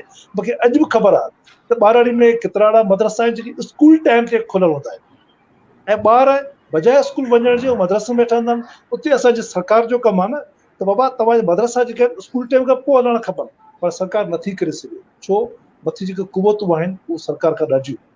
तंहिं करे हथरादो असां मज़हब जे ख़िलाफ़ कोन आहियूं, असां मदरस जे ख़िलाफ़ कोन आहियूं। असां नंढे प्राइमरी में असां स्कूल में क़ुर बि पढ़ियोसीं त प्राइमरी बि पढ़ीसीं। अॼु बि असां ईअं करे सघूं था। असांखे हर गुरू मज़हब ते लाइ मदरसे हुजणु ज़रूरी थोरी का। मज़हब ते असांखे घर में मिले थी, असांखे पेरेंट्स ॾियनि था, पोइ असां स्कूल में वठी सघूं था। मदरसो अलॻि करणु माना अलॻि हिकिड़ी ज़हनी जेको तबिको पैदा करणु, ज़हनी तबिको पैदा करणु, जंहिंजी ख़ासि ज़हनी सोच हुजे ऐं उहो उनजो समाज में उहो कारज करे सघे। उहो कारज इहो आहे त माण्हू अंधा हुजनि अखियुनि हूंदे, माण्हू बुढ़ा हुजनि कननि हूंदे, माण्हू खे जेको दिमाग़ में ठोको वञे माण्हू उनखे अवल ऐं आख़िर सम्झनि। उन लाइ बाक़ाइदे इहा हिकिड़ी साज़िश आहे ऐं इन साज़िश खे अफ़सोस जो सिंधी माण्हू सम्झी कोन सघे। आइंस्टाइन चयो त माण्हू मज़हब ते अमल न कंदा आहिनि त उन लाइ जान ॾेई छॾंदा आहिनि। तव्हां सोचो, हेॾो सारो साइंटिस्ट जेको चए थो माण्हू मज़हब ते अमल न कंदा आहिनि पर उन लाइ जान ॾेई सघनि था। तव्हां सोचो, मज़हब एॾी हद ताईं चीज़ आहे ऐं इनखे इहे भरपूर तरीक़े सां इस्तेमालु कनि था। इन मज़हबी जज़्बे खे उहो भरपूर तरीक़े सां इस्तेमालु करे अॼु सिंध जे शऊर खां उहो ॾिनल आहे। अॼु सिंध जेको आहे, तव्हां मज़हबी रवादारी जेका सिंध में हुई, उहो हाणे आउं फेसबुक ते ॾिसां पियो त तक़रीबन ख़तमु थी चुको आहे। हिकिड़ो असांजो थर हो, उहो बतल हो, माशाल्लाह उते बि हाणे उहे कारवायूं तेज़ थी वियूं आहिनि। सुभाणे तव्हां उते बि तव्हांखे मज़हबी रवादारी नज़र न ईंदी। तंहिं करे आउं नथो सम्झां त सिंधी जेसिताईं सिंधी माण्हू, जेसिताईं सरकार में तव्हां जेके चओ था त असां लिटरेसी रेट तव्हां कंहिंखे चओ था? सरकार लिटरेट माण्हू उनखे चए जेको 2 अखर पंहिंजो नालो लिखी सघे, उहो पढ़ियलु लिखियलु आहे। त उहे कूड़ा अंग अखरनि दुनिया खे बेवकूफ़ बनाइण वारा आहिनि। हक़ीक़त इहा त लिटरेट माण्हू जेको दुनिया में जेको वसफ़ आहे लिखियलु पढ़ियलु माण्हू जी, उहा वसफ़ इहा त हू पंहिंजे समाज खां, पंहिंजे माशरे खां, पंहिंजे माहौल खां, पंहिंजे ओसे पासे खां मुकमल तरह बाख़बर हुजे। ऐं उहा ई हिकु लिटरेट माण्हू जी डेफिनेशन आहे। इहो न त नालो लिखियो हो, न, हू पंहिंजे सराउंडिंग जे वाइल्ड लाइफ खां वाक़िफ़ हुजे, हू पंहिंजे सराउंडिंग खां मौसम खां वाक़िफ़ हुजे, हू पंहिंजे कुदरती ज़रीन खां वाक़िफ़ हुजे, हू पंहिंजे जाग्राफी खां वाक़िफ़ हुजे। छा असीं वाक़िफ़ आहियूं? हिकिड़ो लिखियलु पढ़ियलु माण्हू छा पंहिंजे वाइल्ड लाइफ खां वाक़िफ़ हूंदो आहे? न।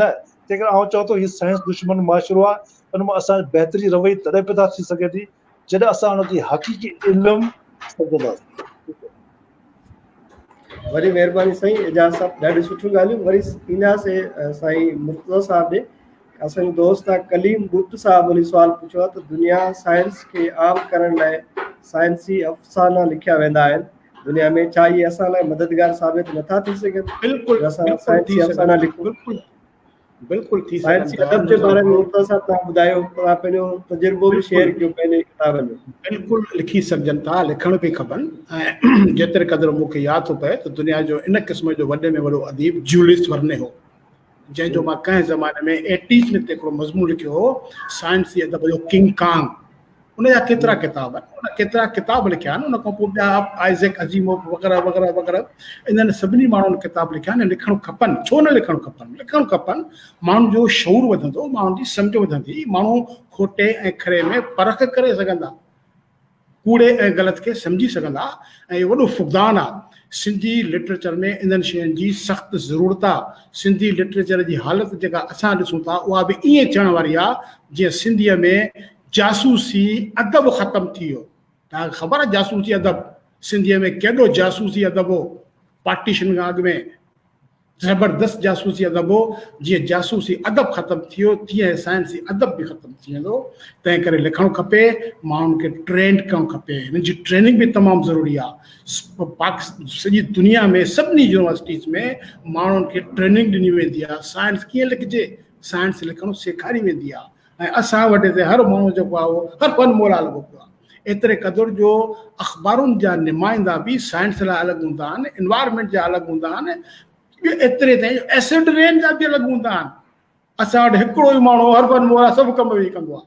तंहिं करे इहे लिखणु खपनि, इहे तमामु ज़रूरी ॻाल्हि आहे। इन्हनि सां बि माण्हुनि में शऊर वधंदो, माण्हुनि जी सोच सगारी थींदी, माण्हू खोटे खरे में तमीज़ करे सघंदा। जी साईं। सुठियूं ॻाल्हियूं, ॾाढो ज़बरदस्त ॻाल्हि। साईं एजाज़ साहब, तव्हां साइंसी अदब जी कोट जे हवाले सां कंहिं दौर में असां पढ़ंदा हुआसीं, डॉक्टर नजम अब्बासी साहब लिखंदो हो, ऐं पोइ इहा बि ख़बर पवंदी त साईं नजम अब्बासी जा किताब जेको पढ़ंदो हो चवंदा त हुनजो निकाह टुटी वेंदो आहे। हुन पंहिंजो हिकिड़ो भाणेजे जो वाक़ियो लिखियो हुयईं त हुनजी हिकु शादी थिए पई त हुनजे हथ में हुननि माइटनि ॾिठो पए भाटियो हुयसि या भाड़े जो यादि कोन्हे, पर उन किताब जंहिं महिल ॾिठो त नजम अब्बासी जो किताब पढ़े पियो डॉक्टर साहब जो, उनखे भई तूं नजम अब्बासी जहिड़े माण्हू जो किताब पढ़े पियो जेको हर शइ खे साइंसी नज़र सां ॾिसे थो, उनजे करे त उन निकाह पीउ जो वरी निकाह कराइनि पिया। त अहिड़े क़िस्म जो रिव्यू असां वटि दुनिया में जॾहिं असां वञूं था फिल्मनि ॾे, मूवीज़ ॾिसणु या अदब ॾिसणु, त असां वटि अचे थो साइंटिफिक मूवीज़ या साइंस लिटरेचर या अहिड़े क़िस्म ॾिसूं, पर असां वटि उहा शइ अञा ताईं प्रोमोट न थी सघी आहे। उहो उनजा कारण कहिड़ा आहिनि तव्हांजे नज़र में, तव्हां उनखे कीअं डिफाइन कंदव साइंसी अदब जे हवाले सां? साईं हक़ीक़त इहा त असीं अदब जी ॻाल्हि कयूं त अदब जो बेसिकली जेको वॾो कमु आहे त हिकिड़ो त इज़हार आहे, ॿियो इहो त सदियुनि जा जेके तजुर्बा आहिनि असांजे अॻूणे दौर जे इंसाननि जा, उहो नए दौर जे इंसान मां मुंतक़िल करे थो। उहो असांखे उहो ॿुधाए थो त कहिड़ा तजुर्बा सुठा हुआ, कहिड़ा तजुर्बा ख़राबु रहिया, उहो कैफ़ियतुनि जो इज़हार करे थो। त असांजो अदीब अॼु ताईं साइंस खे अदब सम्झी न सघियो। जॾहिं त साइंस खे चवां थो त साइंस खे हिकिड़ी अदब जी सिन्फ़ करणु खपे, सम्झणु खपे, जेका असांखे तुबी दुनिया जी हक़ीक़ी ॼाण ॾिए थी। साइंस अदब तव्हांजो नफ़्सियाती कैफ़ियतुनि जो इज़हार त करे थो न, जीअं साइंसी अदब खे दुनिया जी जेके तुबी हक़ीक़तूं आहिनि उनजो इज़हार करण जो ज़रियो बणाइजे। हाणे दुनिया में सभ खां वधीक अॼुकल्ह जेको डेवलप थिए पियो, हिकिड़ी ॿी चीज़ जेका असां सिंधी माण्हू अॼु ताईं वाक़ुफ़ु कोन आहियूं, उहा आहे एजुकेशनल लिटरेचर, तइलीमी अदब, जंहिंजो सिंधी में तसवुरु नथो करे सघे। तइलीमी अदब छा आहे? तव्हांजी डिक्शनरीज़, तव्हांजा रेफरेंसिस बुक्स जेके ठहनि था, तव्हांजी इंसाइक्लोपीडियाज़ आहिनि, इहे तव्हांजी लिटरेचर त आहे, पर इहे एजुकेशनल लिटरेचर आहे, उन ते कमु कोन पियो थिए। तव्हां सिंध में डिक्शनरी ॾिसो 68 आहे, त एजुकेशनल लिटरेचर जी जेका शाख आहे उन मां ई साइंसी अदब निकिरे थो। जेसि ताईं असां साइंस खे अदब न सम्झंदासीं, रुॻो असां शाइरी कहाणी या ॿी चीज़ खे अदब सम्झंदासीं, त असां ॾाढो पोचे रहिजी वेंदासीं। तव्हां सां फिक्शन जेको साईं ॻाल्हि खे फिक्शन त अदब जो हिसो आहे न। दुनिया में काफ़ी अहिड़ी चीज़ जॾहिं फिक्शन लिखिया हुआ, अॼु जे दौर में उहो सही साबित थी वई। मिसाल खला में वञणु हिकिड़ो पहिरीं फिक्शन हो, मरीज़ ते वञणु पहिरीं हिकिड़ो फिक्शन हो, अॼु उहो हक़ीक़त बणिजी वियो। अॼु असां जेको आम्हूं साम्हूं ॻाल्हायूं पिया, के आम्हूं साम्हूं पाण ॻाल्हायूं पिया लाइव, के ज़ोर में इहो नामुमकिन आहे, पर फिक्शन में शामिल हो। उहो फिक्शन इंसान खे हिकु तसवुरु ॾिनो त हिनखे हक़ीक़त बनाइजे। त आउं सिंधी जे अदीबनि खे गुज़ारिश थो करियां त साइंस अदब खां अलॻि कोन्हे। अदब हर उहो कमु करे जेको इंसानी तजुर्बनि खे अॻिते वधाए। त तव्हां तइलीमी अदब खे साइंसी अदब खे गॾे करे वधाइणु खपे। बाक़ी सिंधी में साइंस नथी लिखी सघिजे, उहो हिकिड़ी वॾी ज़बरदस्त ख़तरनाक क़िस्म जी अहसास कमतरी आहे। तव्हां धारे साहिब जा किताब पढ़ो, धारे साहिब जो किताब पढ़ो, उहो मूंखे जॾहिं को किताब ॾिसंदो आहियां मूंखे सुठो लॻंदो आहे त आउं इहो सोचींदो इहो साईं हिनखे बहितर सिंधी में आणे सघे थो। त सर जो तव्हां कमु ॾिसो त उहो साबित थी चुको आहे, असां सिंधी में साइंस लिखी सघूं था। रही ॻाल्हि टर्मिनोलॉजी जी, त ॿोलियूं कंज़र्वेटिव कोन हूंदियूं। सिंधी ॿोली में ज़बरदस्त सलाहियत पराया लफ़्ज़ पंहिंजा करण जा। तव्हां वाटर चओ पिया, वाटर वहे पियो, मिसाल तौर ज़मीन में अची। तव्हां गिलास खे सिंधी चओ पिया, तव्हां स्कूल खे सिंधी लफ़्ज़ करे छॾियो आहे, तव्हां बस खे ट्रैक्टर खे सिंधी करे छॾियो आहे, तव्हां मोबाइल खे बैलेंस खे मिस कॉल खे सिंधी करे छॾियो आहे। त असां छो न लिखी सघूं? असां टर्मिनोलॉजी जो बहानो बनाए इहो असीं असां कमतरी शिकार थी वञो, असां नथा लिखी सघूं, ग़लति असां। साईं वॾी महिरबानी। असां वरी एजाज़ साहिब जी ॻाल्हि खे में नंढिड़ो मां रुॻो वाधारो इहो कंदुसि त अॼु जे सदीअ जो वॾे में वॾो साइंस जो राइटर केरु आहे? अॼु जे सदीअ जो वॾे में वॾो साइंस जो राइटर स्टीफन हॉकिंग, जंहिंजो हर किताब बेस्ट सेलर साबित थियो ऐं केतिरनि समय ॿोलियुनि में ट्रांसलेट थियो। छा इहे माण्हू असां खां घटि लिखियल पढ़ियल हुया? एंजेला जूली जेका न्यूयॉर्क टाइम्स ते साइंस जे मुख़्तलिफ़ पहलुअनि ते थी लिखे, छा उहा हुनजे लाइ इहा फज़ूल ॻाल्हि आहे? न्यूयॉर्क टाइम्स वारा बेवकूफ़ माण्हू आहिनि जो एंजेला जूली खे मज़मून पाण छपनि था। तंहिं करे ज़रूरी आहे त असां जेसिताईं पंहिंजा रवैया तब्दील न कंदासीं, साइंस खे अखियूं पूरे एडॉप्ट न कंदासीं, हंगामी बुनियादनि ते कमु न कंदासीं, तेसिताईं हिन क़ौम जी तक़दीर क़िस्मत तब्दील थी न सघंदी। माण्हू खोटे घर में तमीज़ करे न सघंदा। जी जी जी ॻाल्हाए था। जी साईं, न बसि मां इहो गुज़ारिश पे कई तबसरा बि कनि पिया, किथे एग्री कनि पिया, किथे डिसएग्री कनि पिया। ज़ाहिर आहे उन्हनि जो हक़ आहे, इहे थींदी आहे साइंटिफिक वे में असां करण लाइ। जी जी जी जी असां जी वटि ॿ टे ॻाल्हियूं आहिनि, कोरोना जे हवाले सां बि कुझु सुवाल आहिनि, ॻाल्हियूं पुछंदासीं जदीद हलो मुल्क हलंदा निकाल जे हलो हवाले हलंदा हलो। पर उन खां पहिरियों मुर्तज़ा साहब असां तव्हां खां कुझु सिखणु चाहींदासीं। तव्हां हिन वक़्त ताईं सिंधी में साइंस ते केतिरा किताब लिखिया आहिनि, कहिड़ा कहिड़ा लिखिया आहिनि, उन्हनि जो मुख़्तसिर विचूर पंहिंजो कमु ऐं उन खां पोइ तव्हांखे जेका मञता मिली आहे या कोशिशि कई आहे, तव्हां उन मां कहिड़ियूं शयूं शेयर करणु पसंदि कंदव?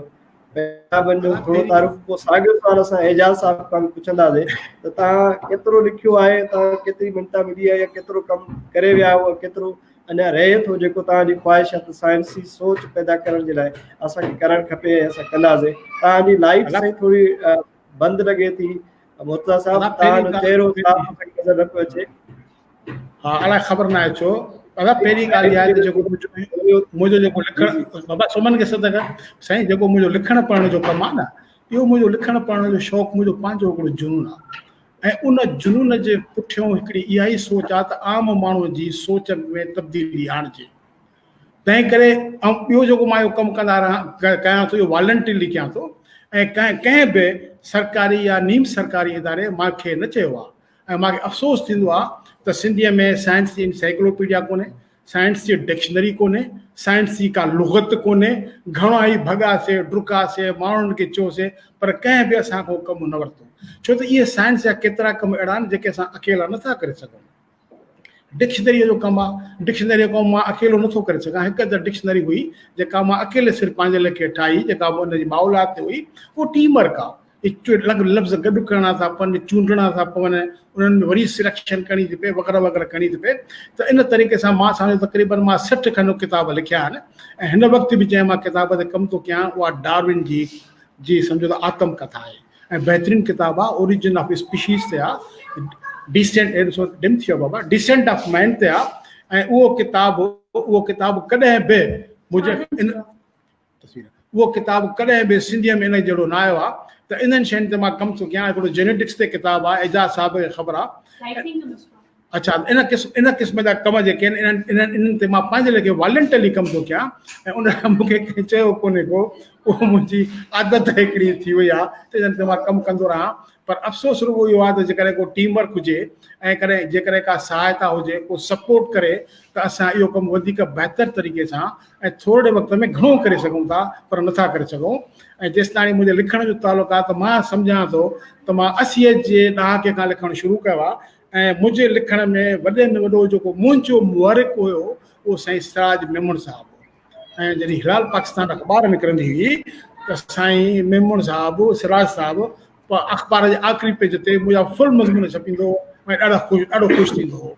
ऐं मुंहिंजे ख़्याल में सिंधी समाज में असां वटि अहिड़ा तमामु घटि माण्हू आहिनि जेके साइंसी लिटरेचर जी अहमियत खे सम्झी सघनि।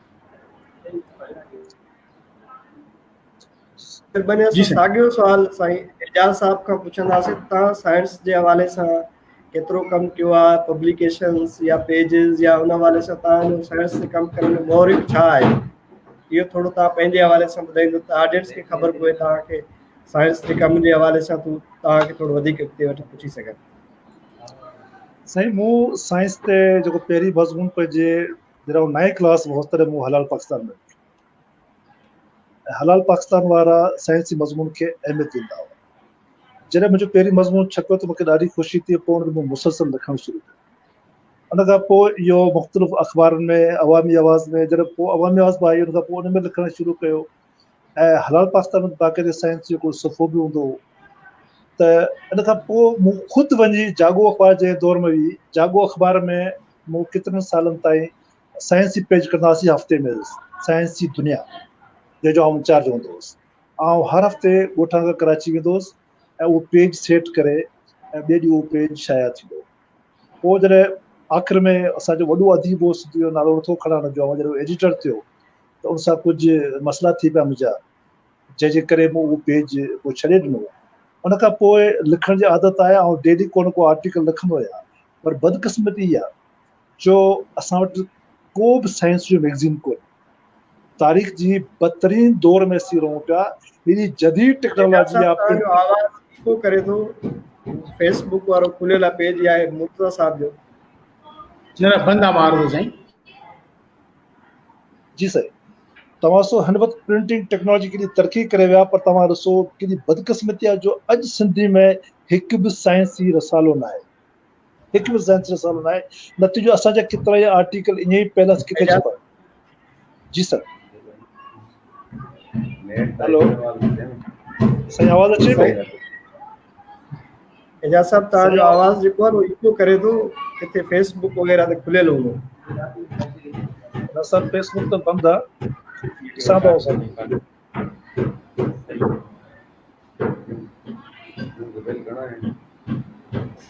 जी सही आवाज़ अचे पियो हाणे? सही आवाज़ सही आहे त सर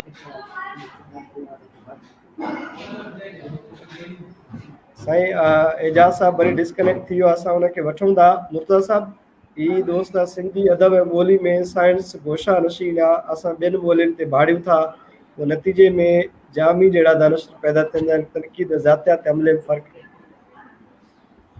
अदा हाणे गुज़ारिश हिकिड़ी आहे त जिथे ॾिसो रिसर्च न थींदी न, मिसाल तौर असां जेकॾहिं कोरोना वायरस ते लिखूं त असां ओरिजिनल कोरोना वायरस ते तॾहिं लिखी सघूं था जॾहिं असां रिसर्च कयूं, पर जॾहिं असां रिसर्च नथा कयूं त कोरोना वायरस ते छा लिखंदासीं। असां जेकॾहिं कोरोना वायरस ऐं चमड़नि जे विच में लाॻापे ते लिखूं त हिते केरु माण्हू आहे जंहिं उहो चमड़नि ते रिसर्च कई आहे, हुनजो कोरोना वायरस सां लाॻापो ॾिठो आहे। तंहिं करे असां लाइ ॿियो बहितर अल्टरनेटिव उनजो नेमल बदल इहो थी सघे थो त माक़ूल तरीक़े सां इन क़िस्म जो जेको लिटरेचर मिले थो उहो असां ट्रांसलेट कयूं, उहो माक़ूल तरीक़े सां आम माण्हुनि ते पहुचायूं, अख़बारुनि खे ॾियूं त अख़बारूं माण्हुनि ताईं पहुचाइनि ऐं माण्हुनि में इन क़िस्म जी सोच ऐं सम्झ हिकिड़ी पैदा कनि। That's all. जी सर, आवाज़ अचे पियो? जी जी बिल्कुलु अचे। सर मुंहिंजो हक़ीक़त मूं चयो पियो त असां वटि मूं जो साइंस लिखणु शुरू कयो, मूं काफ़ी अरसे ताईं सिंधी अख़बार जागो में साइंस जो पेज जो इंचार्ज रहियोसि, ते काफ़ी लिखंदड़ पैदा थिया। सरदार साहिबु असांखे बहितरीनु साथ ॾिनो उन सिफ़े खे हलाइण में। उन खां पोइ उहो सुफ़ो काफ़ी मक़बूल थियो, नवां नवां राइटर बि मुतारफ़ कराया। उन खां पोइ असांजो सिंधी वॾो अदीब हो जंहिंखे शायदि कुझु ॻाल्हियूं न वणियूं, पोइ उहो मतिलबु सिफ़ो बंदि कराए छॾियो। उन खां पोइ असांखे त सिंध एक्सप्रेस अख़बार आहे माशाल्लाह, जंहिं पेज साइंस जो शुरू कयो। उन पेज में मूं काफ़ी उन पेज खे असां संभालियो, सरदारियो साहिबु हो, असां उनखे बाक़ाइदे संभालियोसीं, पर बदकिस्मती सां उहो पेज बि बंदि थी वियो। हिन वक़्तु असांखे साइंस खे आम करण जो सिर्फ़ु हिकिड़ो ई सोर्स नज़र आयो, उहो फेसबुक आहे। छो त असांखे इहा हक़ीक़त मालूम थी चुकी आहे त सिंध जो माण्हू हाणे साइंस पढ़णु चाहे थो, पर बदकिस्मती सां उनखे साइंस पढ़ण लाइ जा वसीला कोन। सिंध जो अख़बारूं तव्हां ॾिसो त साइंस जो पेज न पियो कढनि। असांजी सिंध जी वॾी अख़बार जी पाण सॾाईंदी आहे, तव्हां सो उहे सिर्फ़ु पंहिंजे पेज खे भरण लाइ कॾहिं कॾहिं साइंस जी मज़मून ॾींदी आहे, पर बाक़ाइदे साइंस जी सुफ़ो हुजे, उनमें साइंस जी लिखंदड़ खे जाइ ॾिजे, उहो न आहे। तंहिंजे करे असां जेको असांखे रस्तो मिले थो माण्हुनि ताईं साइंस पहुचाइण जी, असां उहो सोर्स यूज़ करण जी कोशिशि कयूं था। हिन वक़्तु आउं फेसबुक ते तक़रीबन 3 साइंस जा पेज हलाए रहियो आहियां, जंहिंमें सिंधी सिहत सलाहकार, जेको सिंधी हेल्थ एडवाइज़र, जंहिंजा माशाल्लाह 15,000 ताईं उनजा मेंबर आहिनि। उन खां पोइ सिंध साइंस क्लब आहे। असां थोरो ग्राफिक्स जी टेक्निक यूज़ करे माण्हुनि खे अट्रैक्ट करियूं था। मक़सदु असांजो हिकिड़ो आहे त कहिड़े तरीक़े सां माण्हुनि ताईं साइंस पहुचंदी रहे जेतिरा असांजी पहुच आहे। इहो ई असां चऊं त बाक़ी इहो त माण्हू साइंस नथा पढ़णु चाहिनि, उहो ग़लति आहे। सिंधी माण्हू हाणे तव्हां सो फेसबुक ते केतिरा ई साइंस जा पेज अची विया आहिनि ऐं माण्हू साइंस जी पोस्ट खे शेयर कनि पिया, पर हिकिड़ी कुवत आहे, ख़बर न आहे कहिड़ी, जेका साइंस खे अञा ताईं सिंध में रोकियो वेठी आहे। तव्हां ॾिसो त सिंध यूनिवर्सिटी जे भरिसां हेॾी सारी आलिशान इमारत आहे सिंध साइंस सोसाइटी जी। छा असांजे वॾड़नि उन सोसाइटी खे कहिड़े मक़सद लाइ ठाहियो हो? अॼु तव्हां ॾिसो त उहो बिल्डिंग जॾहिं ॾिसंदो आहे असांखे रोअण ईंदो आहे। छा सिंध यूनिवर्सिटी में एतिरा उस्ताद न आहिनि जो पंहिंजे फील्ड में हिकु हिकु आर्टिकल लिखी सिंध जे अख़बारनि खे मोकिलीनि? हिते हर उस्ताद जो हक़ आहे त पंहिंजी ॿोली में साइंस जे हवाले सां जेका एमरजेंसी आहे, जेका हिन दौर जी अहम ज़रूरत आहे, जेके असां ख़तरनाक तरीक़े सां नज़रअंदाज़ पिया करियूं, तमामु ख़तरनाक आहे। तव्हां सिंध साइंस सोसाइटी खे तव्हां एक्टिव करियो त केतिरा ई माण्हू लिखण लाइ अची वेंदा, रसालो निकिरनि। तव्हां सां हिन वक़्तु बि सिंध यूनिवर्सिटी में उहा सिंध साइंस सोसाइटी मुकमल गैर फ़ाल आहे, उनखे फ़ाल कयो वञे त इंशाअल्लाह सभु दोस्त लिखंदा। हर दोस्त एजाज साहब, अयाज समय साहब भी असांखे तजवीज़ मोकिली आहे सिंध में पननि ते पढ़णु हाणे ख़तमु थींदो पियो वञे, स्क्रीन रीडिंग आहे, उनजी हिकिड़ी कोशिशि कजे ई कजे, वेबसाइट हुजे मवाद हुजे, दोस्त कम वेबसाइट लाइ डोनेशन कनि। सिंध में साइंस ते वेबसाइट जे हवाले सां केतिरो कमु थियल आहे करणु खपे, तव्हां छा था करे सघो था, ॿई मौज़ूअ में मां मूंखे इन हवाले सां थोरो ब्रीफ कंदो त ॿुधंदड़ जेके ॾिसंदड़ थोरो महफ़ूज़ थींदा इन ॻाल्हियुनि मां, त छा करणु खपे वेबसाइट जे हवाले सां।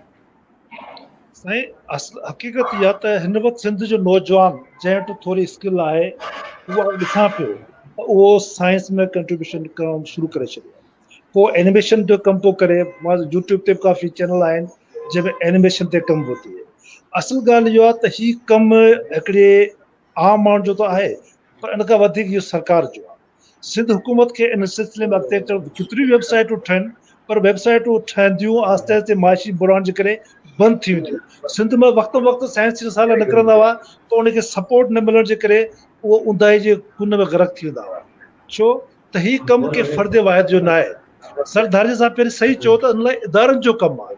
इन लाइ सिंध हुकूमत खे नौजवान पंहिंजो कमु कनि था, वेबसाइट ठहणु खपनि, उहो त भलो कमु आहे। पर तव्हां सिंध हुकूमत खे आउं चवां थो त सिंध साइंस बोर्ड ठाहिनि, को बि कमु न कनि, हंगामी बुनियादनि ते सिंध साइंस बोर्ड ठाहिनि। सिंधी लैंग्वेज अथॉरिटी कुझु किस्तनि में खानापुरी तौरु साइंसी किताब कढे थी, सिंधी अदबी बोर्ड कुझु साइंसी किताब कढे थी, पर उनजो बाक़ाइदे पंहिंजो कहिड़ो इदारो हुजे, सिंध साइंस बोर्ड हुजे, जंहिंजो कमु सिंधी में लिटरेचर खे ट्रांसलेट करणु हुजे, जंहिंजो कमु सिंधी में साइंसी रसाला कढणु हुजनि, उनखे तइलीमी इदारे ते पहुचाइणो हुजे। सिर्फ़ु वेबसाइटुनि जे, छो त असांजी वेबसाइटुनि ते पहुच आम माण्हू जी एतिरी न आहे। अॼु बि जॾहिं टेक्नोलॉजी हर माण्हू जे मैसर न आहे, ज़ाहिर माण्हू उनखे यूज़ कोन था करे सघनि, माण्हू फेसबुक ते यूज़ कनि था, पर असांखे रसाला कढणु खपनि, किताब कढणु खपनि, डिजिटल उनखे डिजिटाइज़ बि कजे। उहे रसाला वेबसाइटुनि ते बि हुजनि, पर उहे हार्ड कापी में उहे अचणु खपनि। इन लाइ सिंध असांजो आम माण्हू कमु करे पियो, जे थोरी नॉलेज आहे उहो कमु करे पियो। जीअं तव्हां हिन वक़्तु हिन साइंस जी अहमियत खे महसूसु कंदे तव्हां उहो इंटरव्यूज़ ऑनलाइन हलायो पिया, तव्हां पंहिंजी नौजवान में महसूसु करियो था, पर इन वक़्तु इदारनि खे कमु करणु खपे। बाक़ी वेबसाइटूं हर उस्ताद दोस्त कनि पिया, कमु कनि पिया, असांजी ख़ुशी आहे, पर जेसि ताईं साईं दारिजे साहिबु ॻाल्हि वांगुरु को इदारो न हूंदो, इन लाइ सिंध यूनिवर्सिटी खे फौरी तौरु सिंध साइंस सोसाइटी खे एक्टिव करणु खपे, उनखे हक़ीक़ी बुनियाद ते हलाइणु खपे। सिर्फ़ु खानापुरी तरह बाडी ठहियल हुजे, पोइ गॾिजाणियूं थियनि, दावतूं थियनि, वरी हली वञिजे, वरी अख़बार प्रेस रिलीज़ ॾेई छॾिजे, साईं ईअं कमु कोन थींदो। साइंस बोर्ड जे हवाले सां एज अली मुर्तज़ा साहब बि रिलेटेड रहियो आहे, साईं जो पॉइंट ऑफ व्यू वठी वठो इन हवाले सां त साइंस जी वेबसाइट जी घुरिज ऐं साइंस जे हवाले सां साइंसी बोर्ड जो तव्हां हिसो रहिया आहियो। कुझु अर्सो पहिरें अज़हर शाह साहब हिकिड़ो साइंस ते मुशाइरो बि कोठायो हुयो, ऐं पोइ ख़बर न आहे उहो कामयाबु थियो या न, पर अहिड़े क़िस्म जूं कोशिशूं थींदियूं रहियूं आहिनि इनडायरेक्टली। त इन हवाले सां मां सम्झां थो त अली मुर्तज़ा दारेजो साहब असांखे सुठो ॿुधाए सघे थो। साईं खे गुज़ारिश आहे त थोरो असांखे इन बारे में आगाह कनि। अदा तक़रीबन 38 सालनि जे मुसलसिल कोशिश खां पोइ इहा बिल्डिंग असां वापसि वरितीसीं। हिन बिल्डिंग खे वापसि वठण में सिंध असेंबली में हिकिड़ो ॿ दफ़ो रेज़ोल्यूशन पास बि कयो, पर बिल्डिंग पोइ बि ख़ाली कोन थी। पोइ असां आख़िर में मजबूर थी मां ऐं मूं ते सभु खिलंदा त हे बिल्डिंग कीअं ख़ाली कराए सघंदो, हिते मुख़्तलिफ़ एजेंसी जा वेठा, ऐं तक़रीबन 38 साल खां पोइ इहा बिल्डिंग ख़ाली थी, ऐं उन जे लाइ असां चयोसीं ऑम्बुड्समैन खे मुतसबे आला की, ऐं उहा सिंध सोसाइटी इन ई मक़सद लाइ ठाही वई हुई त जीअं हितो रिसालो बि निकिरे, हितो लेक्चर बि थियनि, माण्हुनि खे हिते फिल्मूं बि ॾेखारियूं, माण्हुनि खे साइंस जी ट्रेनिंग बि ॾियूं, हितो रिसाला बि छपियूं, हितो किताब बि छपियूं, जेका सिंध साइंस सोसाइटी जो कमु कंदी रही हुई। ऐं ख़ाली थियण खां पोइ बि जंहिंखे बि 4-5 साल थिया आहिनि को कमकार कोन थो थिए पियो। ऐं मूंखे इहा ख़बर न आहे त साइंस जो मुशाइरो थियो या कोन थियो, ऐं सिंध साइंस सोसाइटीअ रिसालो कढणु शुरू कयो या न कयो, पर अजीब हिकिड़ी ॻाल्हि मूंखे इहा लॻी त जेको सिंध साइंस सोसाइटी पारां जेको रिसालो निकिरे पियो ऐं हिन वक़्तु उहो लाड़काणे मां निकिरे पियो, उन ते फ्रंट पेज ते 3 क़िस्मनि जा मोनोग्राम आहिनि, ऐं जेका मूंखे सम्झ में ॻाल्हि नथी अचे त कहिड़े क़िस्म जा उहे मोनोग्राम्स आहिनि। छा इहो रिसालो साइंस जो आहे, को ट्रेड यूनियनिज़म जो को रिसालो आहे? भई उन ते तव्हां मोनोग्राम त हिकिड़ो ॾियो न सिंध साइंस सोसाइटीअ जो, जंहिंजो असली रिसालो आहे। तंहिं करे जिन माण्हुनि जी हुजे उन मूं तव्हां कहिड़ो चङाई जो उमेदु तंहिं करे सिंध साइंस सोसाइटी इन मक़सद लाइ ठाही हुई ऐं इहा उन ज़माने में ठाही वई हुई जंहिं ज़माने में पाकिस्तान में इन क़िस्म जे कंसेप्ट जो माण्हुनि तसवुर ई न हो त इन क़िस्म जो NGOs कमु करे सघनि। तक़रीबन 71 में उनजो पहिरियों इशू मां लाड़काणे मां 60 पैसनि में वरितो हो। त मां ठेंग टपा ॿुधायां त साइंस ते सिंधीअ में रिसालो 60 पैसनि में जेको कंटिन्यू हलंदो रहियो, जेको पोइ आहिस्ते आहिस्ते बिल्डिंग पुलिस जे हवाले थी। तंहिं करे ॾाढो मुश्किल आहे, ॾाढो ॾुखियो आहे। साइंसी थियणु सियासी थियणु सवलो ॻाल्हि आहे। सुबुह जो निंड मुंहुं थी तव्हां सियासत ते ॻाल्हाइणु शुरू कयो, राति जो सुम्हण ते सियासत ते ॻाल्हायो, पर साइंस जे लाइ कमु करणु उन लाइ थोरो दिलि गुर्दो खपेसि, अगरि वाइणो पवे। सही अख़बारुनि में असां वटि साइंसी पेजिस न अचण जी कहिड़ी पॉलिसी आहे? छा इहा त कोन्हे पब्लिकेशन वारनि इदारनि बि असांजे मुआशिरे खे इन हवाले सां थोरो पुठिते धिकियो आहे, या हुनजे पुठियां का ॿी पॉलिसी आहे त असां वटि आमिलनि जूं, जादूगरनि जूं, बंगालियुनि जो ॾाढी काफ़ी इश्तिहार अचनि था, शायदि उहे कमाइनि वधीक था इन साइंस करे त हुननि खे इन शइ जे अहमियत जी ख़बर कोन्हे। मिसाल तौरु कराचीअ जे तव्हां रेलवे स्टेशन मां रेल ते चढ़ो, तव्हांखे भितियुनि जे ॿिन्ही पासनि खां हिकिड़े हकीम जा वॾा इश्तिहार मिलंदा, उन ते लिखियलु हूंदो आहे तव्हां हुनजा कुश्ता खाओ, हे खाओ, तव्हांजी दुनिया तब्दील थी वेंदी। जंहिं क़ौम जी सोच इहा हुजे उनखे तव्हां छा था करे सघो? मज़मून तॾहिं छपबा आहिनि तॾहिं हुननि वटि खोट हूंदी आहे। तंहिं करे दुनिया जे ॿियनि वॾियुनि अख़बारुनि जा जीअं मां मिसाल ॾिनो त न्यूयॉर्क टाइम्स हुजे, वाशिंगटन पोस्ट हुजे, जापान टाइम्स हुजे, कहिड़ी बि अख़बार हुजे, इंग्लैंड जी का अख़बार हुजे, जेसिताईं उन्हनि जो सिहत माहौल उन सां रिलेवेंट जेके शयूं आहिनि, जेको मां अॻु में तव्हांखे ॿी हिकिड़ी ॻाल्हि कई त जेका इंफॉर्मेशन अचे थी इंटरनेट ते 2.5 क्वाड्रिलियन, उन में 50% इंफॉर्मेशन तव्हांजे हेल्थ एनवायरमेंट ते आहे। छो त एनवायरमेंट खां सवाइ माण्हू ज़िंदा रही नथो सघे। एनवायरमेंट बज़ात ख़ुदि हिकिड़ी वॾी इकानमी आहे। सिंध जे माण्हुनि खे इहा ख़बर न आहे त एनवायरमेंट सां कहिड़ो असरु पियो थिए। इन्हनि माण्हुनि खे इहा ख़बर न आहे त सिंधूअ जे सुकण जे करे असांखे कहिड़ी तकलीफ़ आहे, समुंड जे पाइण जे करे असांखे कहिड़ी तकलीफ़ आहे। कंडीअ न संगरी ॿ न छॾिणो मारू केरड़ा जो वांगुरु जेको शेख हयास चई वियो आहे, उहे साॻियूं ॻाल्हियूं थियनि पियूं, पर असां रियलाइज़ कोन था कयूं त कहिड़ी शइ खे अहमियत ॾियणो खपे, कहिड़ी शइ खे अहमियत ॾियणो न खपे। इहो ज़रूरी आहे जेको तव्हां ॻाल्हि कई, या मां बि जेका ॻाल्हि कयां थो त हिकिड़ी छोकिरी घरों भॼी वई, हिकिड़ी माई हीअं थी वई, हिकिड़ी उहा माई हूअं थी वई, उन ते मज़मून ॾियणु ज़रूरी आहे, पर साइंस जे कंहिं पहलूअ ते मज़मून ॾियणु उन्हनि खे दिलि नथी गवारा करे। जेसिताईं इहे टेस्ट डेवलप माण्हुनि जी न कंदा, माण्हुनि खे मजबूर न कंदा, इन्हनि शयुनि खे केरु सम्झंदो? कच्छ में, कारूंझर में, थर में सॼी दुनिया कोयले जा कारखाना बंदि पई करे, असां कोयले जो कारखानो शुरू पिया कयूं। कोयले जे कारखाने जी जेके नई रिपोर्ट जेका आई आहे, जंहिंमां पारो निकिरंदो, पार्टिकुलेट मैटर्स निकिरंदा, धुओं निकिरंदो, पोल्यूशन थींदी, सॼो थर ख़तमु थी वेंदो, पर चवंदा न साईं कुझु बि कोन थींदो, माण्हू चरिया। तंहिं करे जेसिताईं माण्हुनि में सुजागी न ईंदी, ऐं सुजागी असां पाण ई पैदा कंदासीं, इहे अख़बारूं ई पैदा कंदियूं, दुनिया जूं ॿियूं अख़बारूं इहा सुजागी पैदा कनि पियूं। टटो ख़तमु थी वियो, बदीन ख़तमु पई थिए, सम्झो समुंड पाए पियो, कोटू ते कमु करण लाइ तयारु न आहे। तंहिं करे जेसिताईं लोकल लेवल ते असां पिटींदी साई जे सूर ॿधायो संदरो, बाक़ी हणंदी हर का हथ मयार जा। तंहिं करे ॻाल्हि सही सिधी आहे त जेसिताईं असां पाण अखि न पटी थिए तेसिताईं कुझु कोन थींदो। जी सर। असांजी मीडिया जीअं कालाबाग डैम जे ख़िलाफ़ माण्हुनि खे अवेयर कयो हो, हिकिड़ी तहरीक हलाई हुई, ऐं पब्लिकेशन जे हवाले सां माण्हू अवेयर थिया, ऐं ॾिठो त वरी हिकिड़ी ज़बरदस्त क़िस्म जी जदोजहद थी।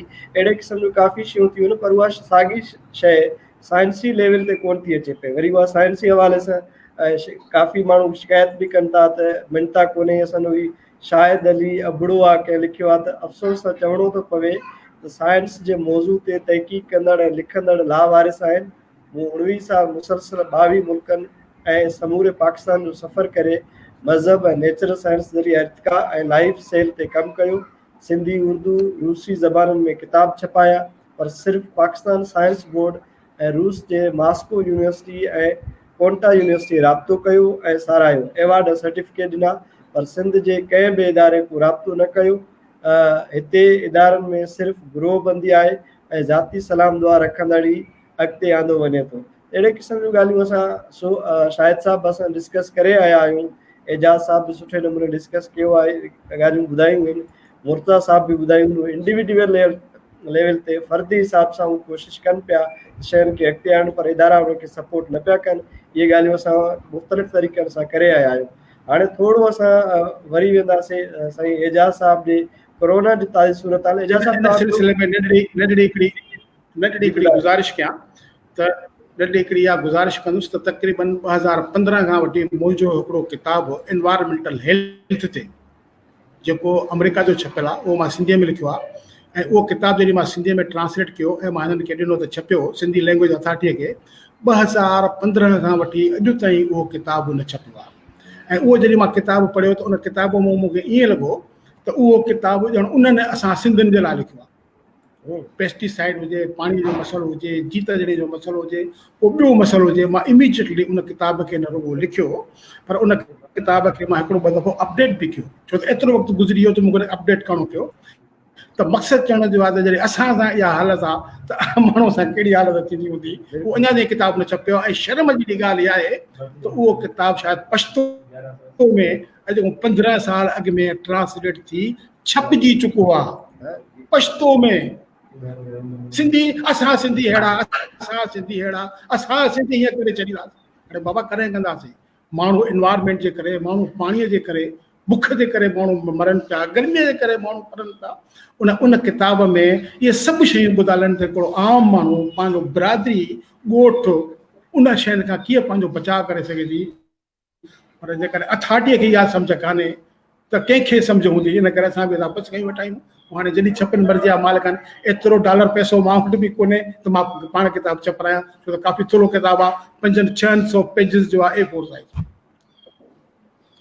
जी साईं, ॾाढी सुठियूं ॻाल्हियूं। हाणे थोरो एजाज़ साहिब तव्हां कुझु ॻाल्हाइणु चाहियो पिया? जी सर, जी सर। सर जो दोस्त जो सुवाल हो त असांखे साइंस लिखण में मञता कम थी मिले, सो हिकिड़ो सच थो चए, पर दोस्त खे ख़बर हुअणु खपे त ख़िदमत जॾहिं कबी आहे त उहो मञता इंसार कोन कबी। ॿी ॻाल्हि त सिंधी में जेका साइंस लिखिजे पई, ई तारीख़ जो समुझ शुरूआती दौर आहे। सिंध जा 2 दौर हुआ, हिकिड़ो विरांकी खां अॻु जो दौर हो। विरांकी खां अॻु जे दौर में तव्हां सां साइंस जे हर मौज़ू ते किताबु लिखियो वेंदो हो, छपियो वेंदो हो ऐं विकामंदो ऐं पढ़ियो वेंदो हो। तव्हां सां एतिरो त डिमांड हुई साइंस जी, जो मिर्ज़ा कॉलेज बैंक जहिड़ो माण्हू बि साइंस ते किताबु लिखण ते मजबूर थियो, जंहिं जानवरनि ते ॿूटनि ते किताब लिखिया। विरांकी खां अॻु जी ॻाल्हि आहे, छो त समाज में उन जी डिमांड हुई, घुर्ज हुई, छो त माण्हू साइंस जी ज़हन सोच रखंदड़ हुआ। उन खां पोइ विरांगी खां पोइ जेको हशर थियो आहे, सिंधी में जेको साइंस अदब जेको आहे उहो सम्झ ॿुड़ी ते पहुची वियो आहे। हाणे जेके दोस्त चवनि था असांखे मञता नथी मिले, उनखे सोचणु खपे असां हाणे शुरूआती स्टेज में आहियूं। उहो मञता तव्हांखे तारीख़ में मिलंदी, हींअर न मिलंदी।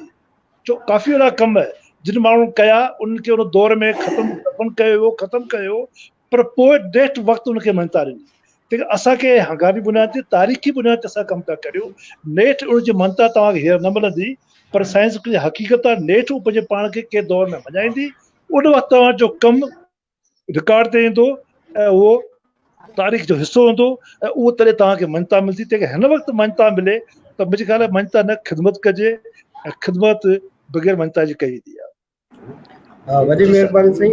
प्रोग्राम जा आख़िरी लम्हा आहिनि, असां 1.5 कलाक थी वियो, काफ़ी सुठियूं ॻाल्हियूं ॿुधियूं आहिनि, काफ़ी शयूं डिस्कस चयूं आहिनि, पर हाणे मुमकिन कोन्हे हिकिड़े सेशन में सॼियूं ॻाल्हियूं थी वञनि, इहे पॉसिबल कोन्हे। हज़ारों ख्वाहिशें ऐसी कि हर ख्वाहिश पे दम निकिले, बहुत निकिले मेरे दिल के अरमा फिर भी कम निकिले, पॉसिबल कोन्हे। मां सम्झां थो तव्हांजो एॾो वॾो कमु आहे, पर थोरो असां कोरोना वायरस जे हवाले सां तव्हां खां पुछणु पसंदि कंदासीं।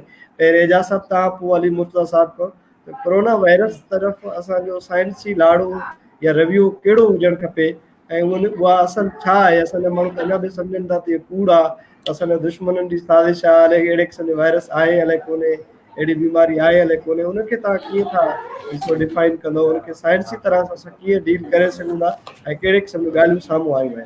इहे जा साहिब पहिरियों तव्हां असांखे गाइड कयो, पोइ मुर्तज़ा साहिब। साईं, जनरली कोरोना हुजे या ॿियो को मसइलो, ॻाल्हि आहे समाजी रवैया जेके हूंदा आहिनि उहे पॉज़िटिव रवैया तॾहिं जनम वठंदे उनजी तरबियत जेका आहे, ज़हनी तरबियत जेका आहे उहो पॉज़िटिव हूंदी। असां पहिरीं चई चुका आहियूं त असांजा जेके तरा आहिनि, असांजा जेके बुनियाद आहिनि, उहे मुकमल गैर साइंसी आहिनि। इन लाइ कोरोना हुजे या कोरोना खां वॾी का मुसीबत हुजे, असांजा रवैया ई रहंदा जो असां साइंस जेका आहे शक करणु सेखारे थी, शक खां पोइ उनखे मालूम करण जो रस्तो ॾिए थी।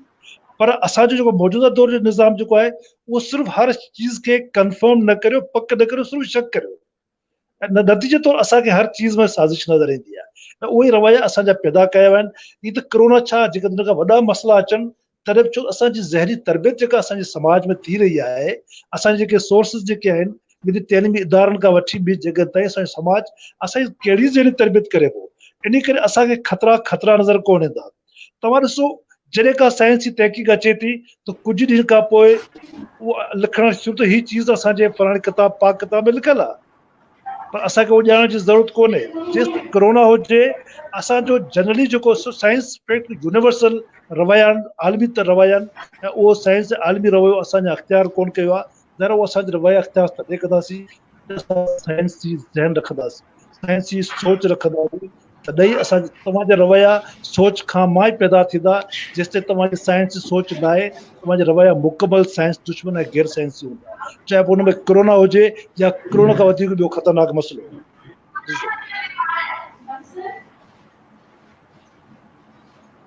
दामोद लासारी साहब हिकिड़ो दोस्त आहे जेको नाराज़ पियो थियो त मुंहिंजे सुवालनि जा जवाब कोन पिया अचनि, तो लिखे तो आप लोग बहुत रिस्पेक्टेबल है सारे मेरे लिए, लेकिन आप स्ट्रगल क्यों नहीं करते?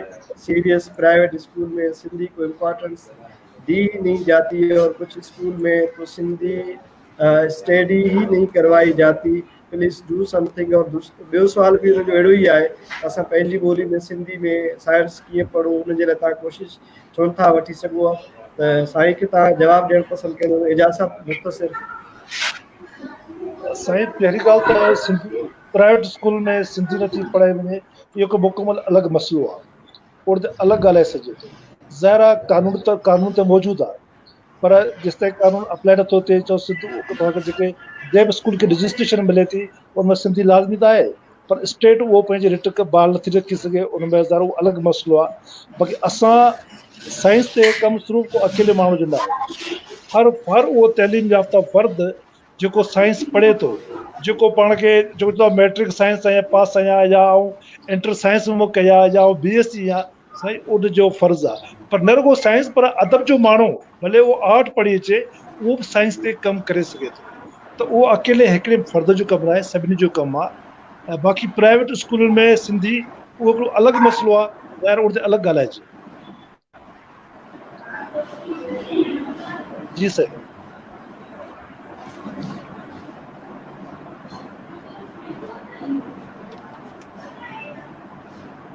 आवाज़ नथो अचे साईं।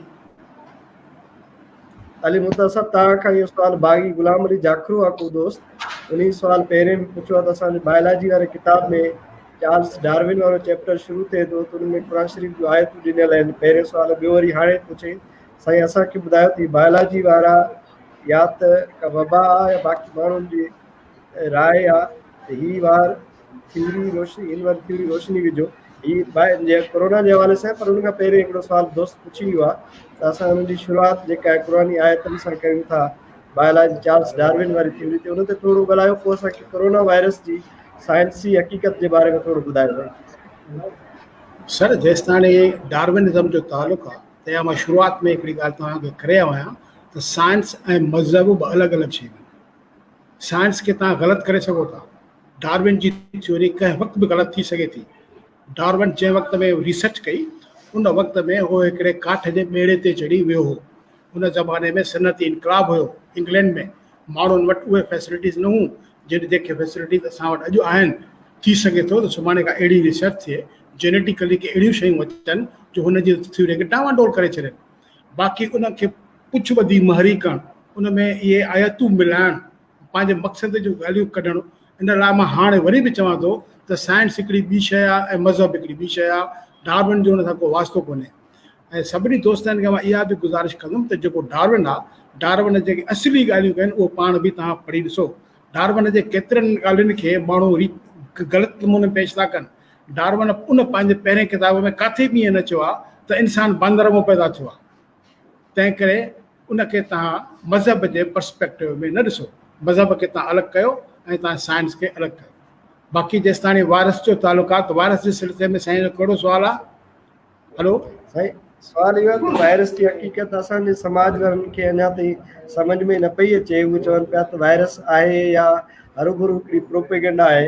ऐं उन खां बचण जे लाइ बि जेको साइंटिफिक एहतियात जे बजाए माण्हू वरी दागनि पीअणनि ॾे या वहमनि विस्मनि ॾे हलिया था वञनि। जीअं ॿारु पैदा थिए थो चए थो सलेमानी चांहि पीओ तव्हांजो की वायरस कोन लॻंदो। अहिड़े क़िस्म जूं काफ़ी कहाणियूं असांखे रोज़ मिलनि थियूं। इहो थोरो हा ॿुधाईंदो। न इहा इन में इन खां वधीक चई नथो सघिजे त माण्हुनि जे अणॼाणाईअ जी जो कमाल आहे। सॼी दुनिया में लॉकडाउन लॻो पियो आहे। अमेरिका में लॉकडाउन लॻो पियो आहे, जापान में लॻो पियो आहे, जर्मनी में लॻो पियो आहे। केतिरा माण्हू वीचारा मरी विया आहिनि, माण्हुनि खे ॿाहिरि निकिरणु नथा ॾियनि।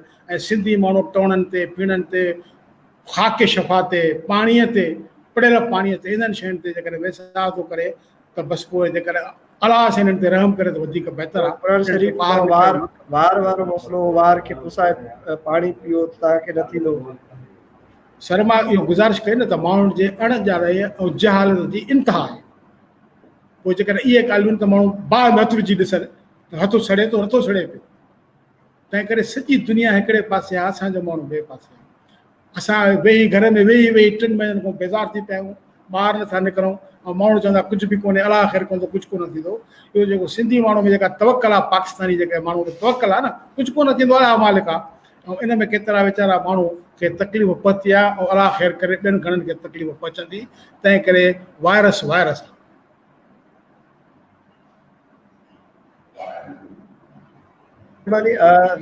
एजाज़ साहब मां तव्हां ॾे ईंदुसि। तव्हां थोरो असांखे ॿुधाईंदो त साइंसी रवैया या साइंसी सोच पैदा करण इल्म जे लाइ असांखे छा करणु खपे मुख़्तसिर। पहिरीं त असां जूं नियतूं साफ़ थियणु खपे। असां ॾिसूं पिया असांजी अक्सरियत जेका आहे, चाहे सियासी धुरियूं हुजनि या ॿियूं हुजनि, उहे हक़ीक़त तरह चाहिनि नथा त को साइंसी शऊर जा सही माना में तइलीम अहम थिए। लेकिन असांखे पहिरीं पंहिंजी नियतूं ठीकु करणु पवंदियूं। ऐं ॿी ॻाल्हि, हर माण्हू खे पंहिंजे हिसे जो कमु करिणो। उहो नियारजे त ॿियो करे या ॿियो इदारो करे मुश्किल आहे। असांजे हर माण्हू, हर लिखल पढ़ल माण्हू खे पंहिंजे हिसे जो जेतिरी जी पहुच आहे उहो पंहिंजो हिसो विझे त असां माशाल्लाह अमीर थी सघूं था। साइंस इल्म में असां तमामु घणो अमीर थी सघूं था। पर इंतज़ारु पियो करे कीअं कजे, सही को बि सुवाल कोन्हे। हिकु ई वाटे कमु करिणो आहे, कमु कजे ऐं हर कंहिंखे कमु करणु खपे हंगामी बुनियादुनि ते। बाक़ी इदारनि जो इंतज़ारु सलाह मशवरे सां कुझु कोन थींदो। इंडिविजुअली माण्हू जॾहिं कमु कंदो त उहो कमु तमामु घणो थी वेंदो। सिंधी अख़बारनि खे ख़त लिखो त बाबा तव्हां पंहिंजो साइंस सुफ़ो छोड़ंदा शुरू करियो।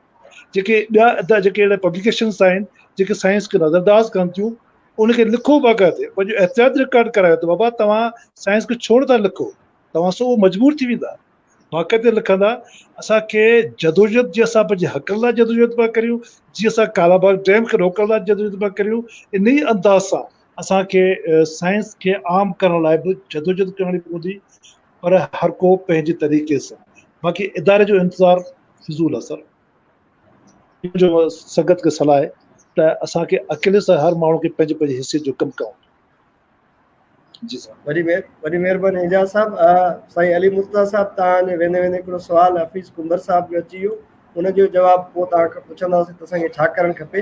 हफ़ीज़ कुंबर साहब जो सुवाल आहे त डार्विन जे इत्का जे नज़रिए में खणी बांदर मां पैदा थियण जी ॻाल्हि न आहे कई, पर इन फैमिली जे कंहिं जानवर मां इत्का जी ॻाल्हि त कई आहे न, उनजो तव्हां छा जवाबु ॾींदो? उन जे लाइ पहिरियों मुंहिंजो जवाबु इहो आहे त हफ़ीज़ कुंबर साहब खे हफ़ीज़ कुंबर थी किताबु पढ़णु न खपे, न्यूट्रल थी किताबु पढ़णु खपे। जेकॾहिं न्यूट्रल थी न पढ़बो ऐं हिकिड़ो माइंड सेट हूंदो त माइंड ओॾे हली वेंदो। ॿी ॻाल्हि आहे त हुन जेका इर्तिका जी ॻाल्हि कई आहे, इर्तिका में जेको हुन रीज़निंग ॾिनी आहे, उहा रीज़निंग बि त ॾिसो न। पहिरीं ॻाल्हि त उन सां गॾु जेको मिसाल ॾिना आहिनि त कहिड़ी रिज़ेम्बलेंस आहे, कहिड़ो जानवर आहे, कहिड़े ऑर्गेनिज़म डेवलप थिया आहिनि, उन्हनि ते बि त थोरी नज़र रखो न। बाक़ी ईअं हरू भरू वीचारे डार्विन जो पटको लाहे विझणो मुंहिंजे ख़्याल में वॾी ज़्यादती आहे। न्यूट्रल थी पढ़ो। हफ़ीज़ साहब खे हिकिड़ो थोरो जवाबु आउं ॾियां थो।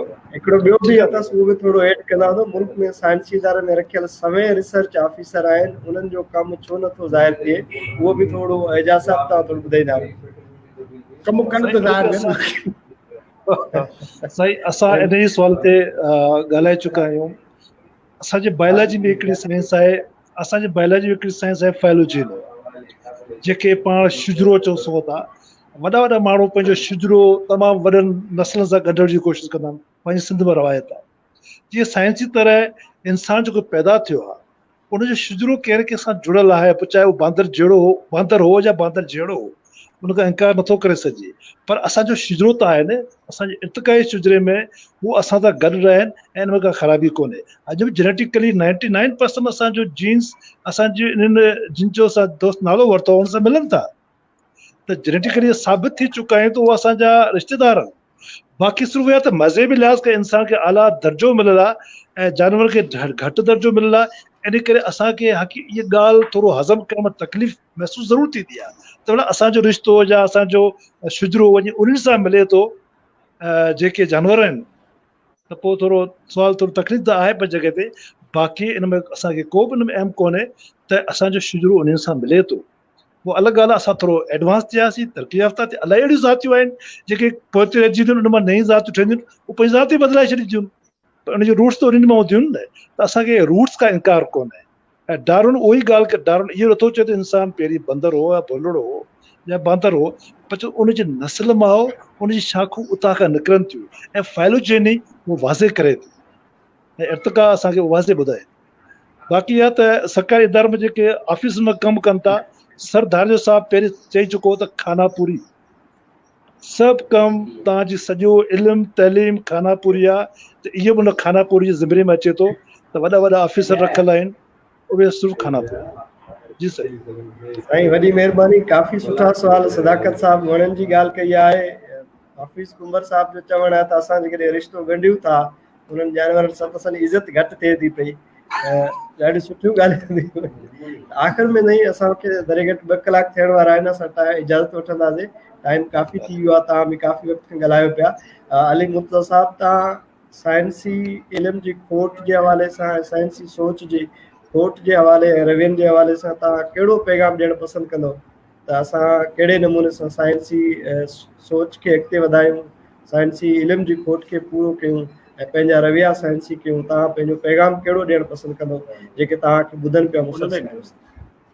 उन में कुझु ॻाल्हियूं त एजाज़ साहब तव्हांखे ॿुधायूं आहिनि ऐं मां इन ॾिठी सजेशन हिकिड़ी इहा ॾींदुसि पंहिंजे तजुर्बे जी बुनियाद ते, त छाकाणि त सिंध जो नौजवान, सिंध जो आम माण्हू साइंस पढ़णु चाहे थो, असांखे हंगामी बुनियादनि ते जेतिरे क़दुरु मुमकिन थी सघे वधि में वधि साइंस जा चूंड किताब सिंधीअ में करणु खपे। ऐं दुनिया में अहिड़ा इदारा आहिनि जेके सिर्फ़ु रुॻो ट्रांसलेशन जो कमु कनि था पिया।